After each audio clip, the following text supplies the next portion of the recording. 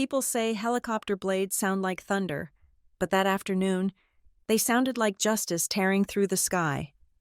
I watched the downwash rip the expensive wig off my stepmother's head while my half-sister gaped in horror. 48 hours ago, they kicked me out for dating a penniless mechanic. They had no idea he owned the aircraft landing on their lawn, or that the woman stepping out was the grandmother they had spent a lifetime wishing into an early grave. My name is Florence Winthrop, and despite what the bronze plaque on the front gates might suggest, I was not the mistress of Winthrop Manor. I was its ghost, its uncomfortable secret, and on most days, its unpaid janitor. The Hamptons in late December was a bleak, gray place, stripped of the summer tourists and the golden light that usually made the coastline look like a filtered photograph. But inside the manor, the air was not just cold, it was sterile. My father had built this house to be a sanctuary of warm oak and laughter, but since his passing, my stepmother, Victoria, had turned it into a museum of her own insecurity. She had replaced the comfortable leather armchairs with stiff, white velvet furniture that looked terrified to be sat upon, and she had swapped the family portraits for abstract art that cost more than a 4-year college education but looked like someone had sneezed paint onto a canvas. I was on my knees in the grand foyer, polishing a smudge off the baseboard that only Victoria could see. My knees ached against the marble. It was a cruel irony that I, a 26-year-old architect with a degree from one of the finest universities in the country, was using my hands to scrub floors instead of drafting blueprints. But that was the arrangement. After Dad died, the lawyers men Victoria had handpicked explained that the estate was tied up in complex liquidity issues. If I wanted a roof over my head and a chance to access my trust fund when I turned 30, I had to be useful. Useful was Victoria's code word for servile. Florence, if I see one streak on that marble, I am deducting it from your grocery allowance. Victoria's voice echoed from the top of the double staircase. She descended like a storm cloud wrapped in silk. She was wearing a dressing gown that probably cost $3,000, trailing feathers that shed everywhere she walked. Behind her trailed a team of event planners, looking harried and terrified. "The Winter Gala is in 48 hours, Victoria snapped, ignoring my presence on the floor as she gestured wildly at the empty space. "I want the ice sculptures here, flanking the entrance, and tell the florist that if the white roses are not flown in from Ecuador by tomorrow morning, he will never work in New York again. Do you understand? I need perfection. The bank, I mean. The investors need to see stability." I kept my head down, scrubbing a non-existent spot. It was pathetic, really. Everyone in the Hamptons whispered about the Winthrop fortune drying up. Victoria had burned through cash like it was oxygen, trying to buy her way into a social circle that sniffed out desperation like sharks smell blood. This gala was her Hail Mary pass. She needed to parade her daughter, Jade, in front of the eligible bachelors of the East Coast, hoping to secure a marriage alliance that would patch the holes in the sinking ship of Winthrop Enterprises. I waited until Victoria swept into the dining room to scream about the tablecloths before I stood up, grabbed my bucket, and slipped out the side door. The cold air hit me like a physical slap, but it felt wonderful. It felt real. The meticulously manicured grounds of the estate stretched out toward the gray Atlantic Ocean, but I turned my back on the view and headed for the one place on the property where I could breathe the garage. It was a detached building, housing the collection of vintage cars my father had loved. Victoria hated them. She called them oily relics, but she couldn't sell them yet due to the probate terms. So she ignored them. I slipped inside, the smell of motor oil, old leather, and gasoline instantly calming my nerves. "You're early," a deep voice rumbled from beneath the chassis of a 1965 Shelby Cobra. My chest tightened, but in a good way. Victoria is on a rampage about the ice sculptures. I escaped while she was threatening the florist. A pair of legs clad in grease-stained denim slid out from under the car. Julian Thorne sat up, wiping his hands on a rag that was black with grime. He wore a gray thermal shirt that clung to his broad shoulders. Smeared with oil and dust, His dark hair was a mess, and there was a streak of grease across his cheekbone that somehow made his sharp, intelligent eyes look even brighter. To Victoria and Jade, Julian was just the help. A drifter mechanic they had hired for cheap to keep the vintage fleet running so it would look good for the appraisers. He drove a rusted pickup truck that sounded like it was dying of tuberculosis. And he barely spoke 2 words to them, but to me, he was the only thing that made sense in this world. "Ice sculptures," Julian said, a small, crooked smile playing on his lips. "Because nothing says financial stability like spending $20,000 on frozen water that will melt in 4 hours," I laughed, sitting on a stack of tires near him. "Don't let her hear you say that. She thinks this gala is going to save us. And you—" Julian stopped wiping his hands and looked at me, his expression shifting from playful to intense. "Do you think it will save you?" "I don't need saving," I lied, looking at my red, chapped hands. "I just need to survive 4 more years until the trust unlocks. Then I can leave. I can build things, real things, not just polish fake ones." Julian stood up and walked over to me. He towered over me, smelling of honest work and peppermint. He reached out, hesitating for a second before taking my hand in his. His palms were rough, calloused, and warm. "You are an architect, Florence," he said quietly. "You shouldn't be scrubbing floors. You should be designing skylines." "Tell that to the executor of the estate," I whispered. "Maybe I will," he said. And for a second, there was a flash of something in his eyes, something hard and authoritative that didn't fit the profile of a mechanic living paycheck to paycheck. But before I could question it, he leaned down and kissed me. It was a soft kiss, cautious but possessive. In that garage, surrounded by millions of dollars of rusting metal. I didn't feel like the poor relation. I felt seen. "Well, isn't this just adorable?" The voice cut through the air like breaking glass. We sprang apart, standing in the doorway, silhouetted against the gray afternoon light, was Jade. My half-sister was the physical embodiment of a social media filter. Her hair was perfectly blown out, her makeup was flawless, and she was wearing a cashmere sweater set that cost more than Julian's annual salary. She held her phone up, recording us. "The maid and the mechanic," Jade sneered, lowering the phone but keeping her finger on the screen. "It's like a bad rom-com that went straight to a streaming service. Mom is going to lose her mind." "Jade, stop," I said, stepping in front of Julian instinctively. "Delete that." "Why?" Jade walked into the garage, her heels clicking on the concrete. She looked Julian up and down with a mixture of disgust and amusement. "Look at him, Florence. He is filthy. He is a garage rat. You are a Winthrop. I know you are desperate for attention since Daddy died. But sleeping with the hired help, that is a new low, even for you." "Don't speak to him like that," I snapped, my voice shaking with a rage I had suppressed for years. "Or what?" Jade laughed. "You'll hit me with your mop." She turned to Julian, wrinkling her nose. "And you? Shouldn't you be changing oil or something if you get grease on my floor? I will have the cost of cleaning it deducted from your pathetic paycheck." Julian didn't flinch.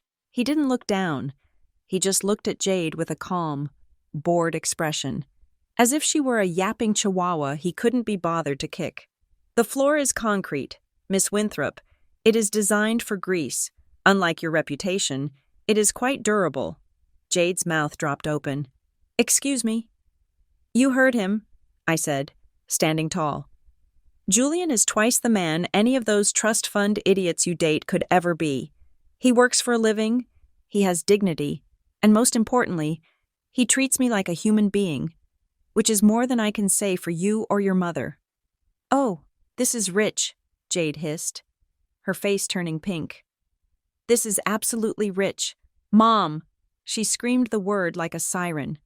I knew, in that moment, that I had crossed a line I couldn't uncross. It didn't take long. Victoria appeared within 2 minutes, flanked by 2 of the private security guards she kept on payroll to intimidate the paparazzi.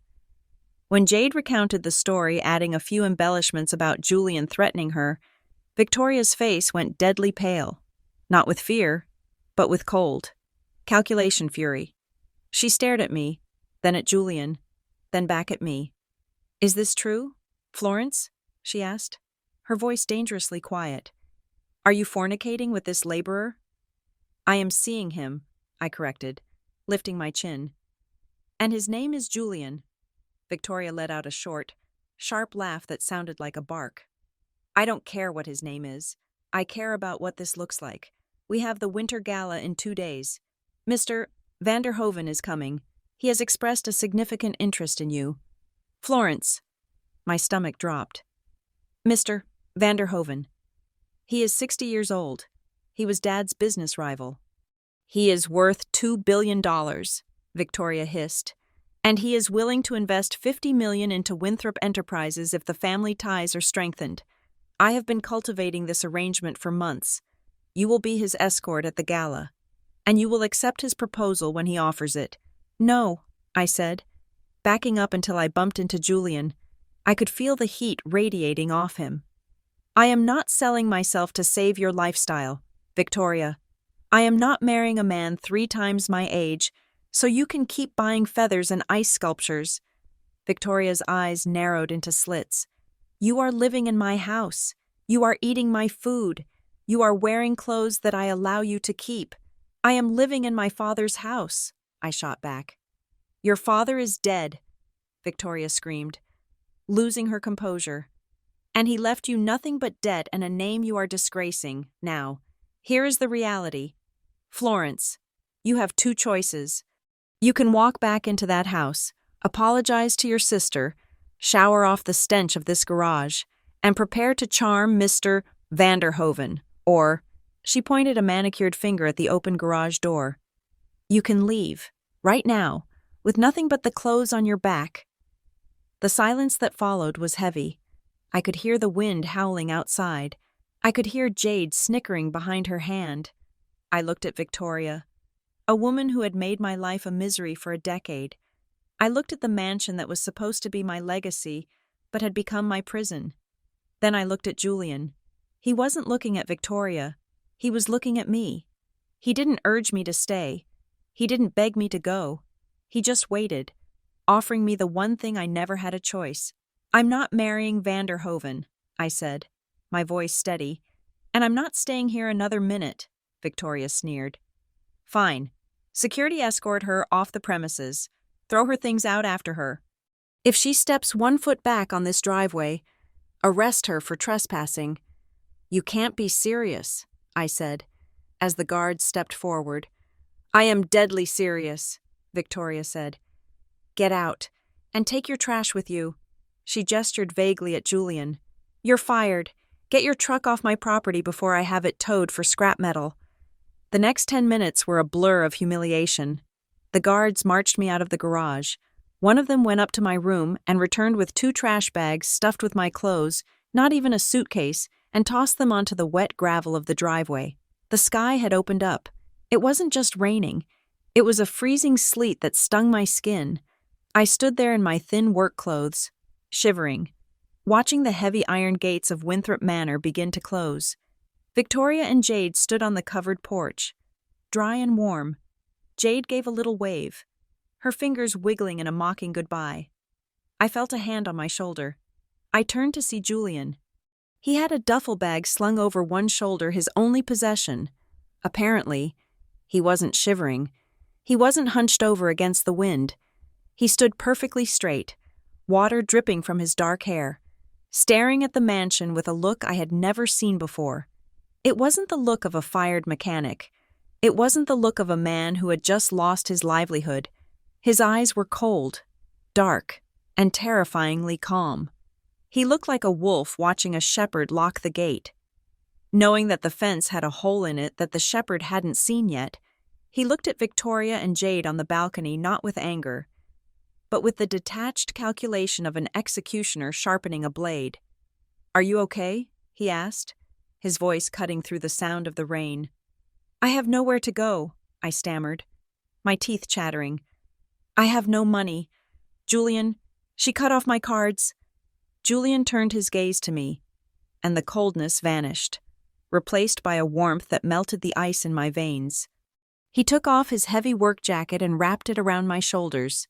"You have me," he said firmly. "And believe me, Florence, that is going to be more than enough." He led me toward his battered pickup truck. As he opened the door for me, he paused and looked back at the mansion one last time. He pulled a phone from his pocket. Not the cracked screen model he usually used, but a sleek, black device I hadn't seen before, and typed a single text message. He didn't say a word, but as the engine of the old truck roared to life, I had the strangest feeling that the storm wasn't just happening outside. The real storm was sitting in the driver's seat next to me, and it was about to make landfall. Julian's apartment in Brooklyn was exactly 600 square feet of exposed brick and drafty windows, situated above a bakery that started making bagels at 4 a.m. To get there, we had to climb 4 flights of stairs that smelled faintly of yeast and old timber. It was a universe away from the velvet silence of Winthrop Manor, where the only thing you could hear was the hum of climate control systems protecting the artwork. But here, on a mattress pushed into the corner of the main room, wrapped in a quilt Julian had owned since college, I slept better than I had in 10 years. I had expected to feel panic. I had expected to wake up in a cold sweat, reaching for a credit card that no longer worked, terrified of the poverty I had been threatened with my entire life. Victoria had always painted the world outside our gated community as a savage wasteland where people like us were eaten alive. But as I woke up on that first Monday morning, watching the gray winter light filter through the fire escape outside the window, I did not feel fear. I felt light, the crushing weight of the Winthrop name, the expectations, the constant need to be a decorative object in my own home. It was all gone. My new life was hard, but it was mine. I found a job within 3 days. It was not at a prestigious architectural firm in Manhattan where my last name would have opened doors only to trap me in a glass office. Instead, I walked into a small design collective in Red Hook. The owner, a woman with paint in her hair and a no-nonsense attitude, looked at my portfolio, ignored my last name, and offered me $18 an hour to draft layouts for urban gardens and community spaces. It was barely enough to cover my share of the groceries. But when I bought a bag of apples and a carton of milk with money I had earned standing on my own 2 feet, the food tasted sweeter than any truffle-infused dinner Victoria had ever ordered. Julian, meanwhile, maintained his rhythm. He left the apartment at 6 every morning, wearing his gray coveralls, carrying a thermos of black coffee. He told me he had picked up work at a garage in Queens, a place that specialized in commercial trucks. He would come home late, smelling of diesel and cold air, his hands rough and stained. But our evenings became a strange, beautiful ritual. And it was during these dinners, sitting on the floor because we could not afford a table yet, that the questions started. It began innocuously enough. One night, over a dinner of pasta with jarred sauce, Julian looked at me with that intense, unblinking gaze of his. "Florence," he said, twirling his fork, "if you were running a company, let us say, a massive conglomerate like your father's, and you found out a subsidiary was profitable, but polluting the local water supply, what would you do? Keep in mind, shutting it down would cost 5,000 jobs." I chewed my food, thinking he was just making conversation. "I would shut it down," I said instantly. "Or I would spend the profits to fix the filtration. You cannot build a legacy on poisoned water. Julian, eventually, the foundation rots." He nodded slowly, his eyes tracking my face as if he were memorizing my reaction. "Even if the board of directors fired you for losing money, then let them fire me."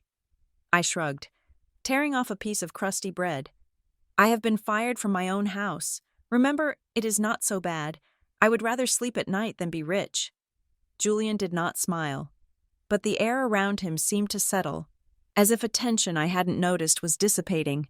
He did this often. He would ask about labor unions. He would ask about the ethics of inheritance taxes. He would ask if I believed that loyalty was a commodity or a virtue. At the time, I thought he was just curious about the world I came from, trying to understand the mindset of the wealthy. I did not realize I was sitting in a witness box. I did not realize that every answer I gave was being weighed, measured, and filed away in the mind of a man who was deciding the fate of an empire. To distract myself from the lack of furniture, I turned my frustration into a project. I could not buy a sofa. So I went to the loading docks near my work and charmed the foreman into giving me 4 wooden shipping pallets. I sanded them down until my hands were blistered, stained them with a dark varnish I found on sale, and stacked them to create a low modern platform couch. I sewed cushions out of discount fabric scraps. When Julian came home that night and saw the transformation, he stopped in the doorway. The apartment looked intentional now. It looked like an architect lived there, not a refugee. "You made this," he said, running his hand over the smooth wood of the pallet. "It cost me $12 and a sore back," I said proudly. Julian looked at the makeshift furniture, then at me. There was a strange emotion in his eyes, something like pride mixed with a deep, aching sadness. "You could make a castle out of a cardboard box, couldn't you, Florence?" "I am an architect," I said, kissing his cheek. "I build things. That is what I do." "Yes," he whispered against my hair. "You build, others destroy." Across the river, in the hollow cavern of Winthrop Manor, the destruction was well underway. The winter gala had been a disaster, though Victoria would never admit it publicly. Mr. Vanderhoven had not proposed to Jade. In fact, after I was ejected, the rumors about the family's instability had circulated through the ballroom like a contagion. The investors Victoria had pinned her hopes on had smiled, drunk her expensive champagne, and then left without signing a single check. The house was cold, to save money on heating oil. Victoria had shut off the vents in the east wing. She sat in her study, the one that used to be my father's, staring at a stack of overdue notices that were growing higher by the day. "We need to sell the summer cottage in Martha's Vineyard," Victoria said, her voice brittle. She was nursing a glass of scotch, no longer bothering with a coaster. Jade was sprawling on the sofa, scrolling through her phone, the blue light illuminating her bored face. "We can't sell the vineyard house. Mom, that is where I was going to host my birthday influencer trip next month. If I cancel, I will lose 10,000 followers. If we don't sell it, we will lose this house," Victoria snapped, slamming her glass down. "Do you understand? You ungrateful child. The liquidity is gone. The banks are freezing the credit lines. They are demanding an audit of the trust." "So let them audit," Jade rolled her eyes. "Grandma is barely lucid in that Swiss clinic, right? You have power of attorney. Just sign whatever." "It is not that simple," Victoria hissed, standing up and pacing.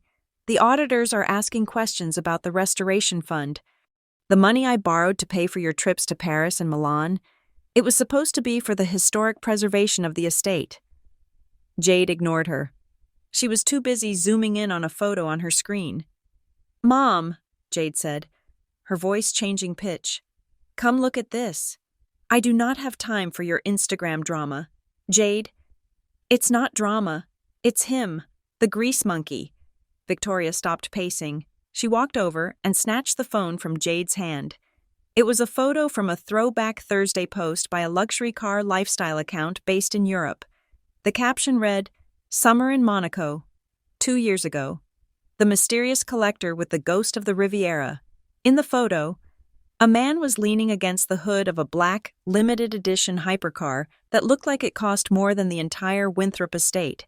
The man was wearing a tuxedo, his bow tie undone, a glass of amber liquid in his hand. He was laughing, his head thrown back. It was Julian. There was no grease on his face, no mechanic's jumpsuit. He looked like a prince who owned the world and found it amusing. "That cannot be him," Victoria whispered, her hands shaking. "That is the mechanic. He fixes carburetors. Look at the scar on his eyebrow. Mom," Jade pointed, her long fingernail tapping the screen. "It is him. And look at the car. That is a one-of-a-kind prototype. I remember reading about it. It belongs to a private trust that never reveals the owner." Victoria stared at the image, her mind racing. The pieces of the puzzle began to click together, but they formed a picture she could not comprehend. The confidence Julian had shown in the garage, the way he had looked at her not with fear, but with boredom, the lack of desperation when he was fired. Why would a man who drives a car like that be scrubbing grease off your father's old Mustang for $20 an hour? Victoria asked, her voice trembling with a mix of greed and paranoia. Maybe he is hiding, Jade suggested, her eyes lighting up with a predatory gleam. Like a criminal. Or maybe he is running from taxes, or maybe, she gasped, maybe he is one of those eccentric billionaires who likes to play pretend. If he is a billionaire, Victoria said slowly, a dark smile spreading across her face, then Florence has been hiding him from us. She knew. That little snake knew all along, and she kept him for herself. He is living in Brooklyn with her, Jade said, checking the location data she had stalked earlier. In a dump. It is a cover, Victoria decided, her eyes snapping up, hard and bright as diamonds. It has to be a cover. Men like that do not live in dumps unless they are playing a game. And if he is playing a game, we can win it. She handed the phone back to Jade. Find out everything, Victoria commanded. Hire the private investigator again. I want to know who owns the truck he drives. I want to know where he was born. I want to know every bank account linked to his name. If Florence thinks she can run off with a golden goose while her family starves, she is sorely mistaken. Back in Brooklyn, I had no idea that the storm was turning back toward us. I was sitting on my pallet sofa, sketching a design for a rooftop garden on a napkin. Julian was in the shower. The water pipes in the old building groaned and shuddered. Julian stepped out of the bathroom, a towel wrapped around his waist, steam billowing behind him. He looked at me, sketching under the harsh light of a single bulb, and smiled. It was a soft, genuine smile that reached his eyes that Victoria and Jade were currently dissecting on a glowing screen miles away. You look happy, he said, drying his hair. I am, I said, surprising myself with the truth of it. We have $80 in the checking account until Friday. The heater makes a noise like a dying cat. But yes, Julian, I am happy. He walked over and sat beside me, taking the sketch from my hand. He looked at it for a long time. You have a vision, Florence, he said quietly. You see potential where others see empty space. It is just a garden, I said. No. He shook his head, looking at me with an intensity that made my breath catch. It is the future, and you are going to build it. I promise you that. He kissed my forehead, and for a moment, I felt a shiver of unease. It wasn't fear. Exactly. It was the feeling you get when you realize that the ground beneath your feet is shifting, that the man you love is holding back a tidal wave with one hand while holding you with the other. Julian, I asked, pulling back slightly, why do you always talk like that, like you know what is going to happen? He paused, his dark eyes searching mine. For a second, I thought he was going to tell me. I thought he was going to drop the mask. But then the mechanic's grin returned, easy and charming. I just know quality when I see it, he said. Now, turn off the light. We have to wake up at 6. Those trucks won't fix themselves. I turned off the lamp, plunging the room into darkness. But as I lay there, listening to his steady breathing, I couldn't shake the feeling that Julian Thorne was not fixing trucks. I had the distinct sensation that he was fixing something much, much larger, and that when he was finished, nothing in my world would ever be the same again. I did not know it at the time, but while I was sitting on the floor of our Brooklyn apartment, carefully sewing a patch onto my only winter coat, the ground beneath the Winthrop Empire was shifting. I only learned the specific details of that Tuesday afternoon weeks later, when the court transcripts and Julian's surveillance logs laid my stepmother's avarice bare for the world to see. But knowing Victoria, I can picture the scene with terrifying clarity. It began with a manila envelope. Victoria had hired a private investigator, a sleazy man named Greaves, who charged $200 an hour to dig through people's trash. He stood in my father's study, looking out at the gray Atlantic, while Victoria sat behind the mahogany desk she had usurped, tapping her manicured fingernails against the wood. "You are telling me," Victoria said, her voice tight, "that the beat-up Ford pickup truck that smells like wet dog is registered to a corporation. Not just a corporation, Mrs. Winthrop," Greaves replied, sliding a document across the desk. "A holding company, Orion Trust, based in Zurich, Switzerland. The registration is buried under 3 layers of shell companies. But I have a contact at the DM5 who owes me a favor. The truck belongs to them. And the insurance. It is a premium global policy with a liability limit of $50 million. Victoria stopped tapping.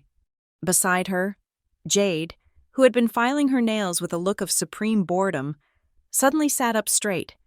"Wait," Jade said, her eyes narrowing. "Why would a garage mechanic need $50 million of liability insurance?" "He wouldn't," Victoria whispered. She picked up the paper, her eyes scanning the data. "Unless he isn't a mechanic." The 2 women exchanged a look. It was the same look sharks give each other when a drop of blood hits the water.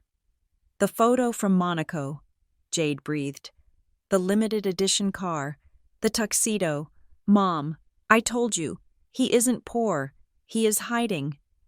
"An illegitimate son," Victoria mused, her mind racing through the genealogies of European royalty and American industrial dynasties. A scandalous heir running away from a controlling family. It makes perfect sense. He's playing at being a commoner. It is a rebellion. A game. "And Florence caught him," Jade said, her voice dripping with venom. "She must have known. That is why she was so smug when she left. She didn't leave with a pauper. She left with a lottery ticket." Victoria stood up, the silk of her blouse rustling. "She does not have the ticket yet. They are not married. She is just a placeholder, a comfort blanket for his little rebel phase." She looked at her daughter, assessing her like a piece of livestock at an auction. "Jade, go upstairs. Change into something persuasive. If Mr. Thorne is playing a role, it is time we auditioned for the lead." The plan they hatched was so cliché it would have been laughable if it weren't so predatory. 2 days later, Julian received a call. I was at work, drafting a layout for a community herb garden, when my phone buzzed with a text from him. "Got a gig. Roadside assistance. Will be late for dinner." I didn't think much of it until he came home that night. He walked through the door carrying a scent that wasn't diesel or grease. It was perfume, specifically Chanel No. 5. The same perfume Victoria had worn for 20 years. I froze, the wooden spoon in my hand hovering over the pot of soup I was stirring. "Where were you?" "Julian?" He hung his jacket on the hook, his back to me. "A breakdown on Route 27. Someone overheated their radiator." "Who?" He turned around. His face was unreadable, that calm mask firmly in place. "Your sister?" I dropped the spoon. It clattered against the stove, splattering tomato soup onto the linoleum. "Jade. You went to help Jade, after what she called you, after she humiliated us. She was stranded. Florence," Julian said, walking over to pick up the spoon. He wiped it off with a paper towel, his movements slow and deliberate. "She said her phone was dead and she didn't have anyone else to call. I am a mechanic. It is what I do." "She has AAA?" I argued, my voice rising. "She has a roadside assistance plan that costs $500 a year. She called you because she wants something." "I know," Julian said. He looked at me, and for a second, the mask slipped. His eyes were hard, glittering with a cold intelligence. "She wants me, or rather, she wants who she thinks I am." He sat me down and told me what had happened, though he left out the parts I would only see later on the dashcam footage he had secretly recorded. Jade had staged the breakdown on a secluded stretch of road leading to the manor. She had popped the hood of her convertible and disconnected the radiator hose herself badly. I might add, burning her hand in the process. When Julian pulled up in his truck, she wasn't wearing a coat. She was wearing a red cocktail dress that clung to her like a second skin, shivering violently in the 30-degree weather. "Oh, thank God it is you," she had cried, running toward him. I didn't know who else to call. I was so scared. Julian had played his part perfectly. He acted the simple, blue-collar hero, dazzled by the damsel in distress. He fixed the hose in 10 minutes. When he finished, Jade didn't offer him cash. She offered him a lingering look and a hand placed softly on his bicep. "You are so strong," she had purred, ignoring the grease on his sleeve. "It is a shame to waste talent like this on broken-down Fords. You know, my mother feels terrible about the misunderstanding the other day.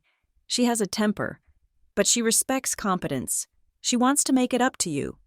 "I don't need charity, Miss Winthrop," Julian had said, injecting just the right amount of aw-shucks humility into his voice. "It isn't charity," Jade had insisted, leaning closer. "It is an opportunity. We have a fleet of vintage cars that need a dedicated manager, not a mechanic, a manager, someone with vision. Why don't you come to dinner on Friday just to talk business? Mom wants to apologize." In our kitchen in Brooklyn, I stared at Julian in horror. "You said no, right? Tell me you said no." Julian took a bite of the soup. "I said yes." "Why?" I felt tears pricking my eyes. "They are using you. Julian, they are mocking you, or worse, they are planning something terrible."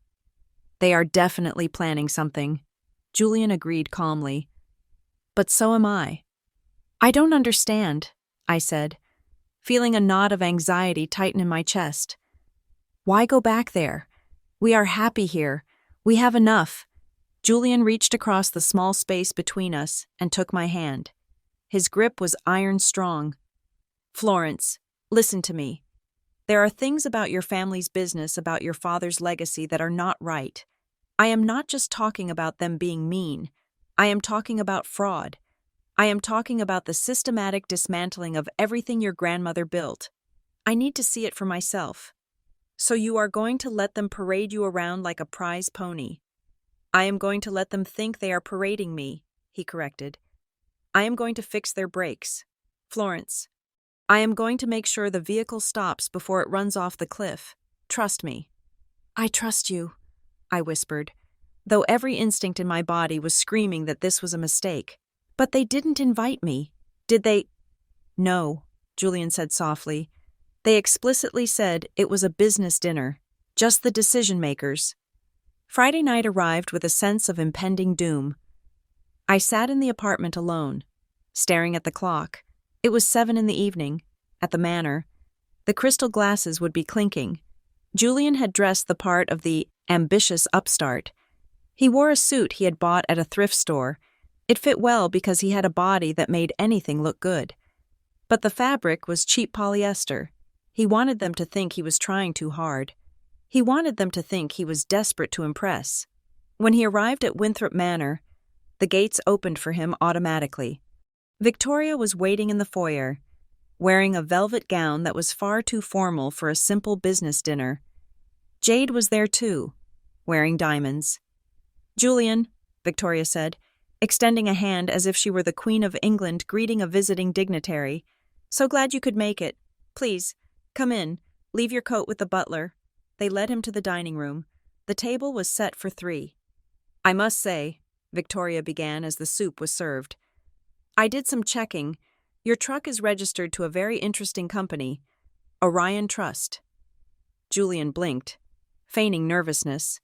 He took a sip of water, his hand trembling slightly. "Oh, yes, it is well. It is a long story. My godfather left me a small trust. I try not to touch it. I prefer to work with my hands." "How noble," Jade said, kicking his foot under the table. "But surely, a man with your background, whatever that may be, knows that money is a tool. It shouldn't be hidden away. It should be merged with other powerful assets." "I suppose," Julian stammered. I feel a bit out of my depth here. Mrs. Winthrop, this house is magnificent." "It could be your house," Victoria said, dropping the pretense of subtlety. "Or at least, you could be a permanent fixture in it. Florence is a sweet girl, of course. But she is limited. She lacks ambition. She is content with small things. You strike me as a man who is destined for big things. I care for Florence, Julian said, looking down at his plate. Caring is not a currency, Victoria said sharply. We are offering you a partnership. Julian, manage the restoration of the collection. Name your salary. Live in the guest house. Be part of the family. The real family. Julian looked up, his eyes wide with fake wonder. You would do that for me. We take care of our own, Victoria lied smoothly. I need to use the restroom, Julian said, standing up abruptly. I am sorry, but this is all a bit overwhelming. Of course, Victoria smiled, looking at Jade with triumph. Top of the stairs. Turn left. Take your time. Julian walked up the grand staircase. He felt their eyes on his back, burning with greed. But the moment he turned the corner and was out of their sight, his posture changed, the slouch vanished, the nervous tremble in his hands ceased. He moved with the silent, lethal grace of a panther. He did not go to the restroom. He went to the right, to the master's study. The door was unlocked. Victoria was so arrogant she didn't believe anyone would dare enter her sanctuary. Julian slipped inside and closed the door without making a sound. The room smelled of stale cigar smoke and Victoria's perfume. He moved quickly to the desk. He didn't touch the papers that would leave traces. Instead, he reached into his pocket and pulled out a device no larger than a button. It was a high-frequency audio transmitter, military grade. He knelt down and attached it to the underside of the heavy oak desk, right where Victoria sat to make her calls. He stood up, scanning the room. His eyes landed on a safe in the corner. He didn't try to open it, not yet. He just pulled out his phone and took a photo of the keypad, noting the wear patterns on the numbers, 4 digits. He would run the permutations later. Suddenly, the doorknob turned. Julian froze. Julian? It was Jade's voice from the hallway. Are you lost? The bathroom is the other way. Julian opened the door before she could enter. He stepped out, flushing his face slightly to look flustered. I am sorry, he said, rubbing the back of his neck. I got turned around. This hallway looks just like the one in the gallery I used to visit in Zurich. I got lost in the memory. Jade's eyes lit up at the mention of Zurich. She didn't suspect a thing. She only saw what she wanted to see, a rich boy revealing his roots. It is okay, she purred, reaching out to straighten his tie.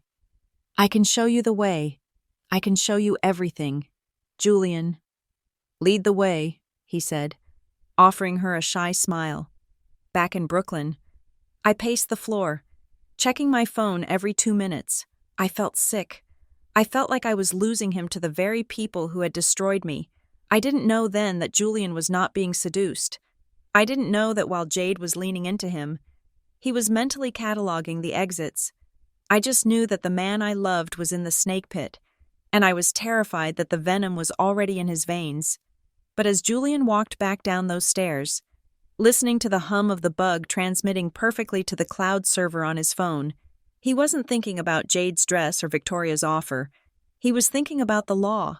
He was thinking about justice. And he was thinking that for the first time in 20 years, the Winthrop Manor was finally under new management, even if the current occupants didn't know it yet. I sat in the center of our Brooklyn apartment, my knees pulled up to my chest, staring at the screen of my laptop. The radiator hissed and clanked, fighting a losing battle against the February wind rattling the window panes. It was 8 in the evening, across the river. In the dining room, I knew better than the back of my hand. Julian was sitting down to dinner with the wolves. I did not know exactly what was happening in real time. I only found out later, when Julian handed me the digital audio files and the transcripts that would eventually become Exhibits A through F in the most high-profile probate court case in New York State history. But when I listen to that recording now, I can close my eyes and see it. I can see the candlelight flickering on the stolen silver. I can smell the expensive roast beef that Victoria probably didn't eat, and I can hear the trap snapping shut, inch by agonizing inch. The recording began with the sound of wine being poured. To new alliances, Victoria's voice purred. It was smooth, practiced, the voice she used when she was trying to charm a donor or silence a creditor. To alliances, Julian replied. His voice was steady, betraying none of the disgust I knew he felt. And to vision, I must say, Mrs. Winthrop, looking at the portfolio you sent over before dinner, it is impressive. Most widows would have folded under the pressure. But you have expanded. Survival is an art form. Julian, Victoria said. I could hear the smile in her voice. My late husband, bless his heart, was a brilliant engineer, but a terrible businessman. He was too sentimental.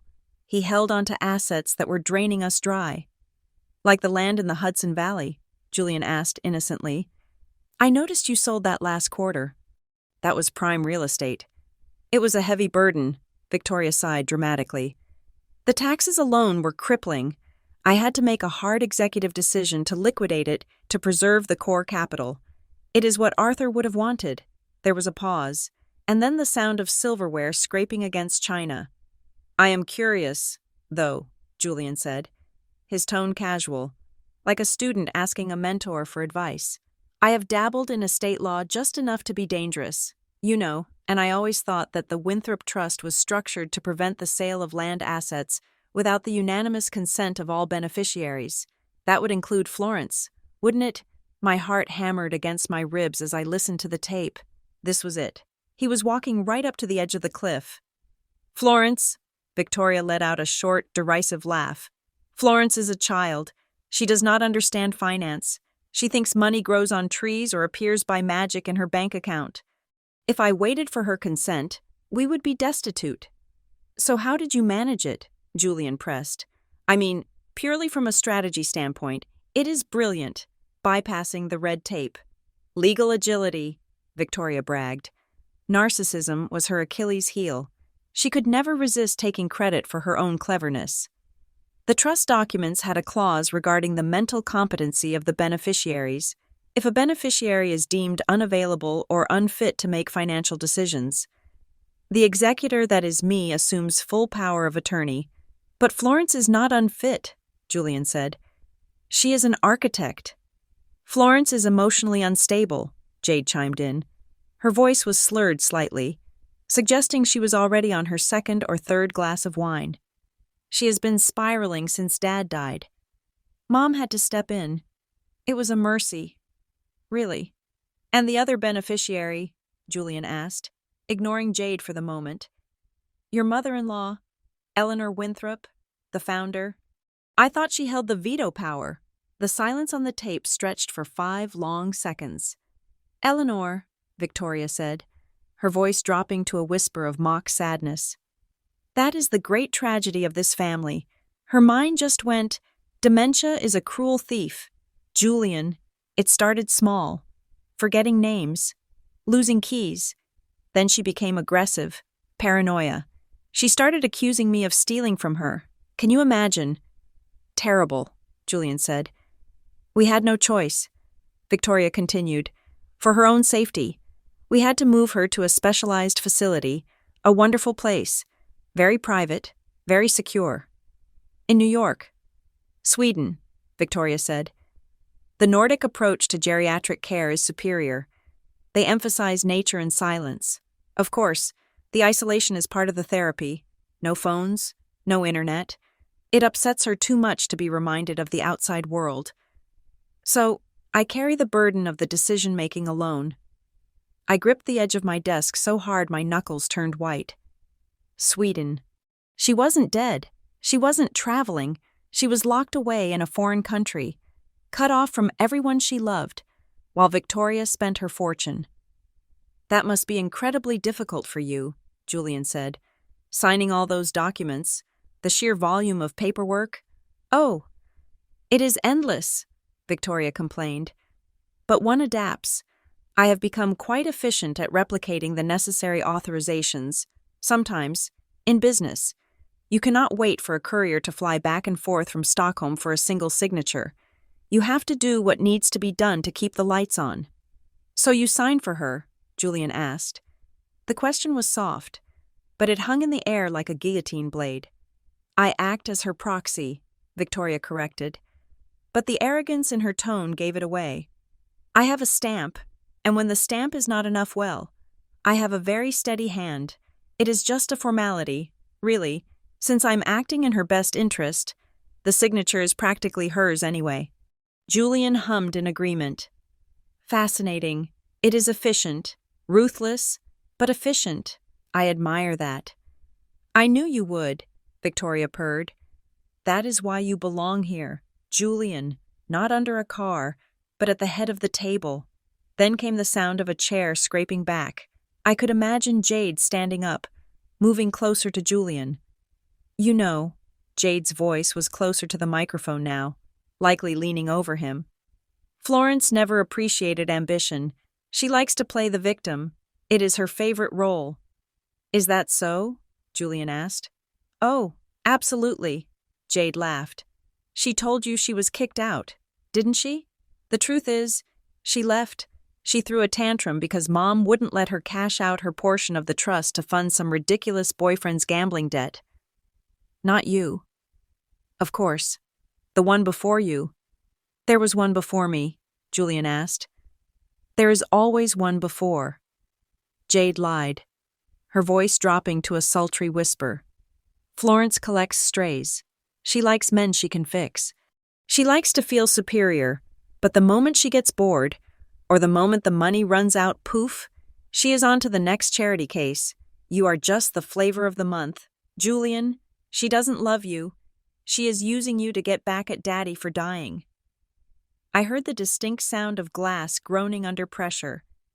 Julian must have been gripping his wine glass with terrifying force. She seems very sincere, Julian said, his voice tight. She is an actress, Jade said. I could hear the rustle of fabric. She was touching him. But I am real, and I can give you things Florence can only dream of. Power, access, a legacy that isn't built on tears and cheap sentiment. I see, Julian said. The glass didn't break, but the tension was palpable even through the recording. I have a lot to think about. This offer is generous. Take your time, Victoria said. But not too much time. The audit is coming up next month. We need a manager of operations in place by then to smooth over the transition of the assets. If you are on the payroll, if you are family, then the auditors will be much less inquisitive. I understand, Julian said. I need to check on something. The restoration project. I want to see the condition of the inventory before I commit. Go ahead, Victoria said dismissively. Jade will show you. No, Julian said firmly. I work better alone. I just need 10 minutes in the garage. To think. Fine, Victoria agreed. But come back for dessert. We are having crème brûlée. The recording cut out there, but while Julian was in that dining room, engaging in a battle of wits, the second front of the war was opening on my laptop screen. At exactly 8:45 in the evening, my email inbox pinged. It was not a message from Julian. The sender was listed simply as the archivist. The subject line was blank. I opened it, my hand trembling. There was no body text, no greeting. Just 3 attachments. The first was a PDF titled Winthrop_liquidity_flow.pdf. The second was a folder of scanned images titled signature_analysis.jpg. The third was a spreadsheet titled solrosen_payments.xls. I opened the spreadsheet first. Oh, it was a log of wire transfers from the Winthrop corporate account to a private medical facility in Stockholm called Solrosen. The sunflower. The payments were astronomical, $30,000 a month, but the notes column was what made my blood run cold. Patient ID 8940. Condition-induced isolation. Contact restrictions. Level 5. No external communication allowed without guardian approval. She was paying them to keep my grandmother silent. I opened the second file. It was a forensic analysis of 20 different documents authorizing the sale of Winthrop assets over the last 3 years. The sale of the summer house, the liquidation of the clean energy patents, the mortgage on the manor itself. Next to each signature of Eleanor Winthrop, there was a magnified comparison to a verified sample of my grandmother's handwriting from 5 years ago. Red lines highlighted the discrepancies, the loop of the W, the pressure of the pen. The conclusion at the bottom of the page was typed in bold red letters: high probability of forgery. Consistency matches handwriting sample of Victoria Winthrop. She hadn't just bent the rules. She had committed multiple felonies. She had sold my father's life work by forging the name of a woman she had imprisoned. But it was the third document that made me gasp aloud in the empty apartment. It was a complex diagram of shell companies. The money from the sale of the assets, millions of dollars, had not gone back into Winthrop Enterprises to save the company. As Victoria claimed, it had been funneled through a company in the Cayman Islands called Verdant Ventures, then to a bank in Panama, and finally, it landed in a private account under the name VJ Holdings. Victoria and Jade. They weren't trying to save the company, they were gutting it. They were stealing the copper wiring out of the walls before the building collapsed. They were preparing to flee with a golden parachute while the legacy my grandfather built burned to the ground. I stared at the screen, tears of rage blurring my vision. All the times Victoria had called me ungrateful, all the times she had lectured me about sacrificing for the family. It was all a lie. She was a parasite. My phone buzzed. It was a text from Julian. I am leaving. Do not open the door for anyone but me. We have enough. I looked at the documents on my screen. We didn't just have enough to stop them. We had enough to bury them. I saved the files to an external hard drive, then to the cloud, then to a USB drive. I hid inside the lining of my winter boot. I was not the same naive girl who had been thrown out into the snow a week ago. I was a Winthrop, and for the first time in my life, I understood what that meant. It didn't mean wearing pearls and attending galas. It meant protecting what was yours. I sat in the dark, watching the cursor blink, waiting for the sound of Julian's truck. The fear was gone. In its place was a cold, hard resolve. Victoria wanted a war. She was about to get one, and she had made the fatal mistake of handing the ammunition to the very people she thought were powerless. The silence that followed the revelation of the fraud was short-lived. It was the calm before a tsunami. For 24 hours, Julian and I lived in a state of suspended animation. We had the evidence, the hard drives were hidden, and Julian was acting as normal as possible, answering texts from Victoria about the upcoming gala with the polite deference of a future son-in-law. But we had underestimated the depth of Jade's pettiness. It started on Saturday morning with a knock on the door. It was not the police. Not yet. It was Jade. She stood in the hallway of our rundown Brooklyn building, looking like a diamond dropped in the mud. She was wearing a beige trench coat that probably cost more than the entire building's insurance policy, and she was holding a white paper bag from a high-end bakery. "Florence," she said, her voice dripping with a sweetness that made my skin crawl. "Can I come in? I come in peace." I blocked the doorway. "What do you want?" "Jade." "I want to talk," she sighed, pushing a lock of hair behind her ear. "Mom is intense. You know that. I know things got ugly the other day. I just wanted to bring you some croissants. Peace offering." "Please, Flo, it is freezing out here." I hesitated. This was my mistake. I still remembered the little sister who used to ask me to braid her hair before she turned into a clone of her mother. I stepped aside. Jade walked into our tiny apartment. Her eyes immediately scanned the room, taking in the pallet sofa, the peeling paint, the small drafting table where I worked. I expected her to sneer. Instead, her gaze landed on the nightstand next to the mattress on the floor. There was a photo there. It was a Polaroid Julian and I had taken 2 days ago. We were eating pizza on the fire escape, wrapped in a blanket, laughing. We looked tired, poor, and completely, undeniably in love. Jade stared at that photo for a long time. Her mask of civility cracked. It wasn't just disgust on her face. It was a raw, burning envy. She had the mansion, the clothes, the car, and the promise of the inheritance. But she knew, with a terrifying certainty, that no one had ever looked at her the way Julian was looking at me in that picture. "He really loves you, doesn't he?" she asked. her voice quiet and sharp as a razor. "Yes," I said, crossing my arms. "He does." "And you think that is enough?" she whispered. Turning to me, a strange, cold smile spread across her lips. "You think love conquers all. How quaint." She set the bakery bag on the small kitchen counter. "I need a glass of water. The drive over was long." "Help yourself," I said, gesturing to the tap. "The glasses are in the cabinet above the sink." I watched her. I watched her fill the glass. I watched her drink. But I did not watch her when I turned around to grab a napkin for the croissants. I did not see her slip her hand into her pocket. I did not see her drop something into the open tote bag hanging on the back of the chair, the bag I took to work every day. "Thanks," Jade said, setting the glass down. "I should go. I just wanted to see I just wanted to see how the other half lives. Enjoy the pastries. They are almond. Your favorite?" She left as quickly as she had come. I felt a knot of unease in my stomach, but I dismissed it. I thought she had just come to gloat. I was wrong. She hadn't come to gloat. She had come to plant the bomb. The explosion happened the next morning. It was Sunday, the day before the gala. Julian had gone out early to meet a contact regarding the investigation, or so he told me.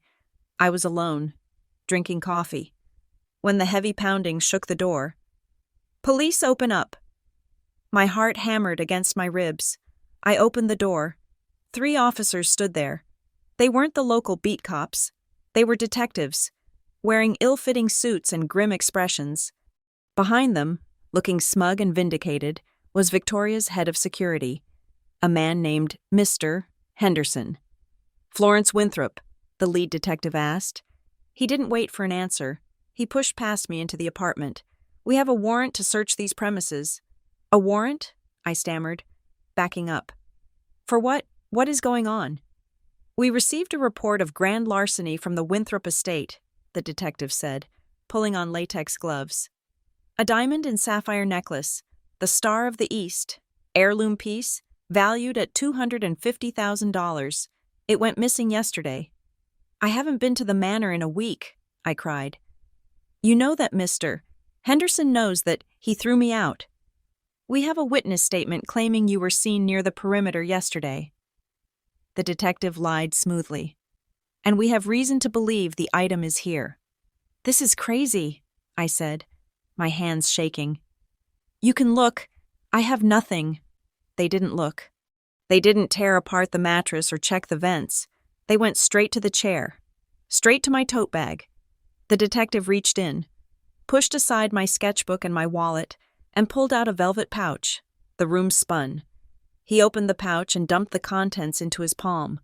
A glittering stream of diamonds and deep blue sapphires spilled out, catching the morning light. It was my mother's necklace, the one Victoria had locked away the day my father died. "Well, well," the detective said, looking at me with mock disappointment. "Looks like we found it." "I didn't take that," I screamed, realizing the trap too late. "Jade was here. She was here yesterday. She put it there."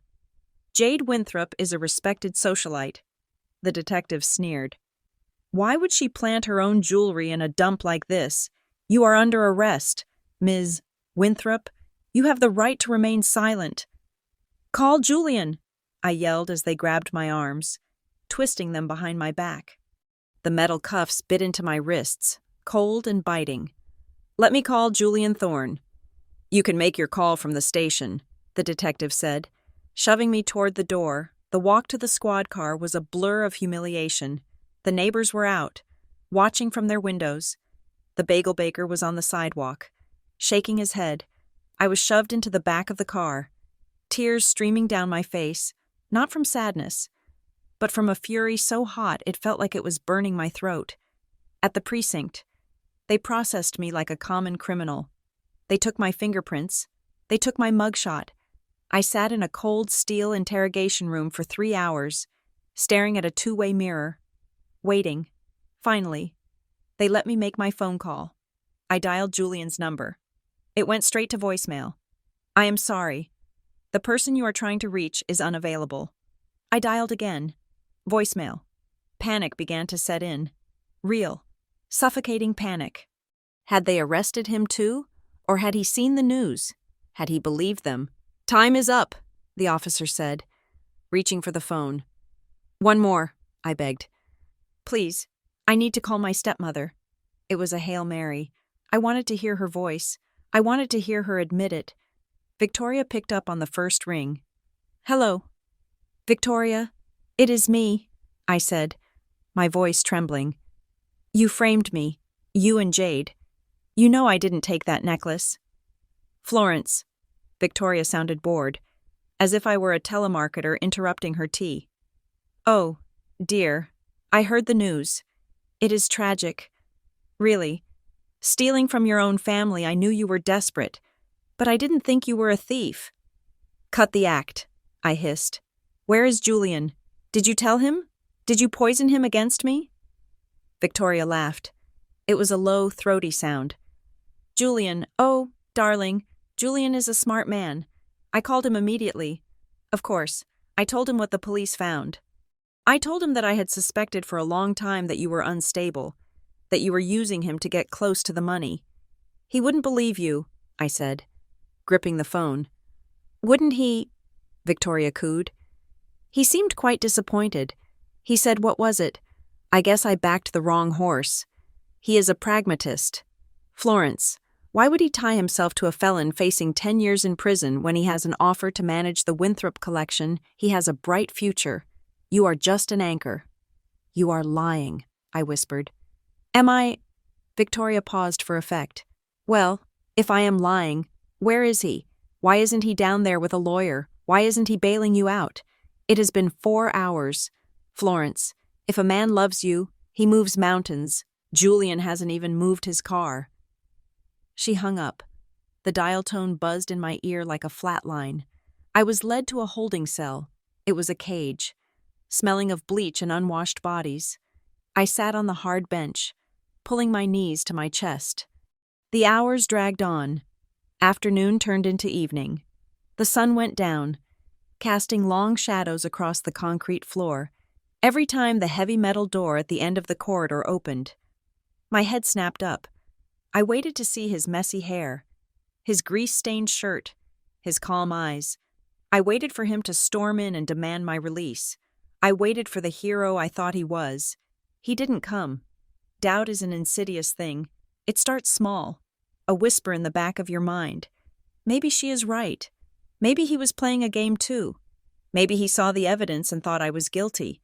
Maybe he realized that fighting the Winthrops was suicide and he decided to save himself. I remembered the way he had charmed Victoria at the dinner. I remembered how easily he had lied to them. Was he lying to me too? Was I just another mark? I curled up on the bench. Shivering in my thin sweater, I was alone. Truly, completely alone. My father was dead. My grandmother was gone. And the man I loved had left me to rot in a cell for a crime I didn't commit. I closed my eyes and let the darkness take me. But I was wrong. I did not know it then. But while I was counting the cracks in the ceiling of the holding cell, Julian was not sitting in the Winthrop Manor drinking scotch with Victoria. He was not ignoring my calls. 30,000 feet above the Atlantic Ocean, in the cabin of a Gulfstream G650 that was flying at Mach 0.9, Julian Thorne was looking at his watch. He was not wearing his mechanic's coveralls. He was wearing a tactical vest over a white dress shirt. Across from him sat 3 men who looked like they ate iron for breakfast, former Mossad agents who now worked for his private security firm. "ETA to Stockholm?" Julian asked, his voice cold enough to freeze the condensation on the window. 2 hours, sir." The pilot's voice crackled over the intercom. "We have ground transport arranged. The team is ready at the clinic. We extract the target at 0400 hours local time." Julian looked down at the tablet in his hand.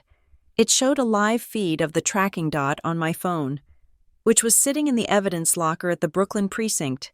He touched the screen, right over the dot. "Hold on. Florence," he whispered. His jaw set so hard, a muscle twitched in his cheek. "Just hold on one more day. I am not coming to bail you out.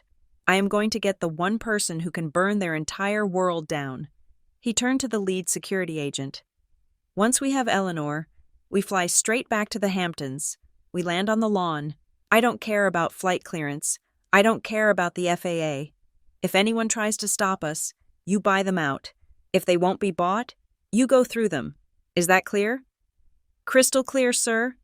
Julian looked out the window at the dark ocean below. Victoria thought she had won.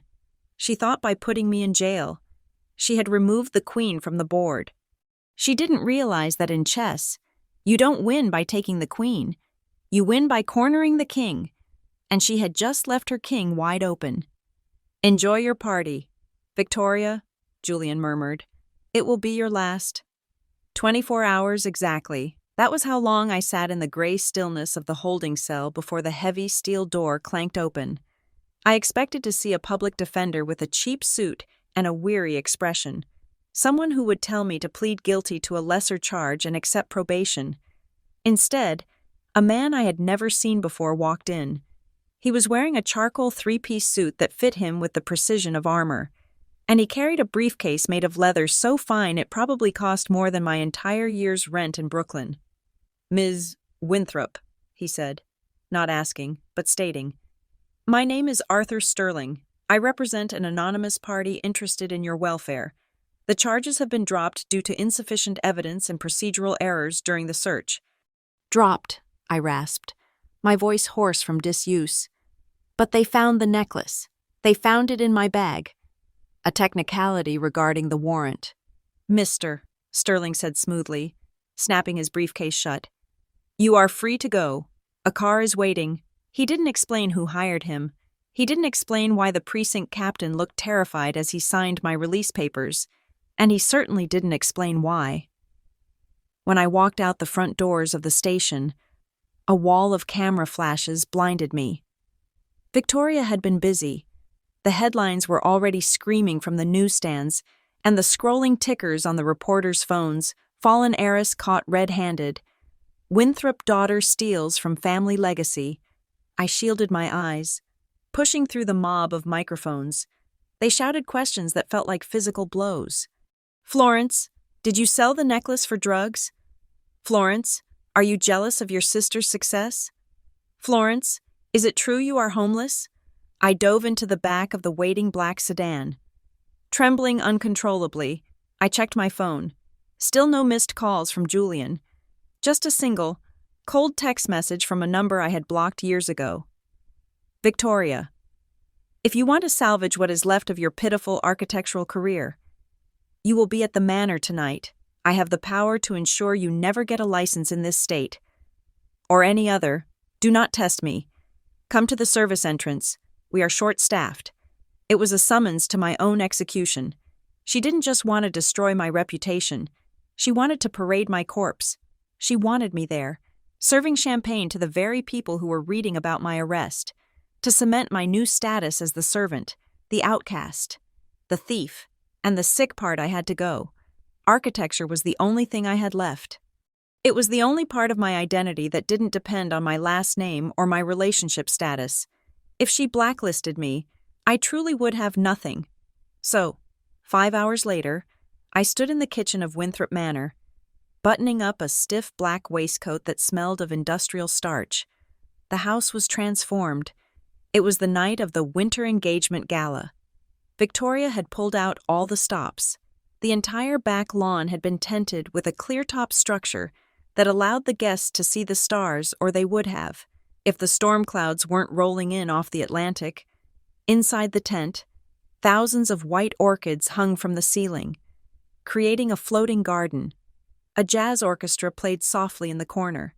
It was breathtakingly beautiful, and it made me want to vomit. You, the catering manager barked, shoving a heavy silver tray into my hands. You are on champagne duty in the VIP section. Keep the glasses full. Do not make eye contact. And for the love of God, try to look less like a convict. I took the tray, the metal cold against my palms. I walked out through the service doors and into the lion's den.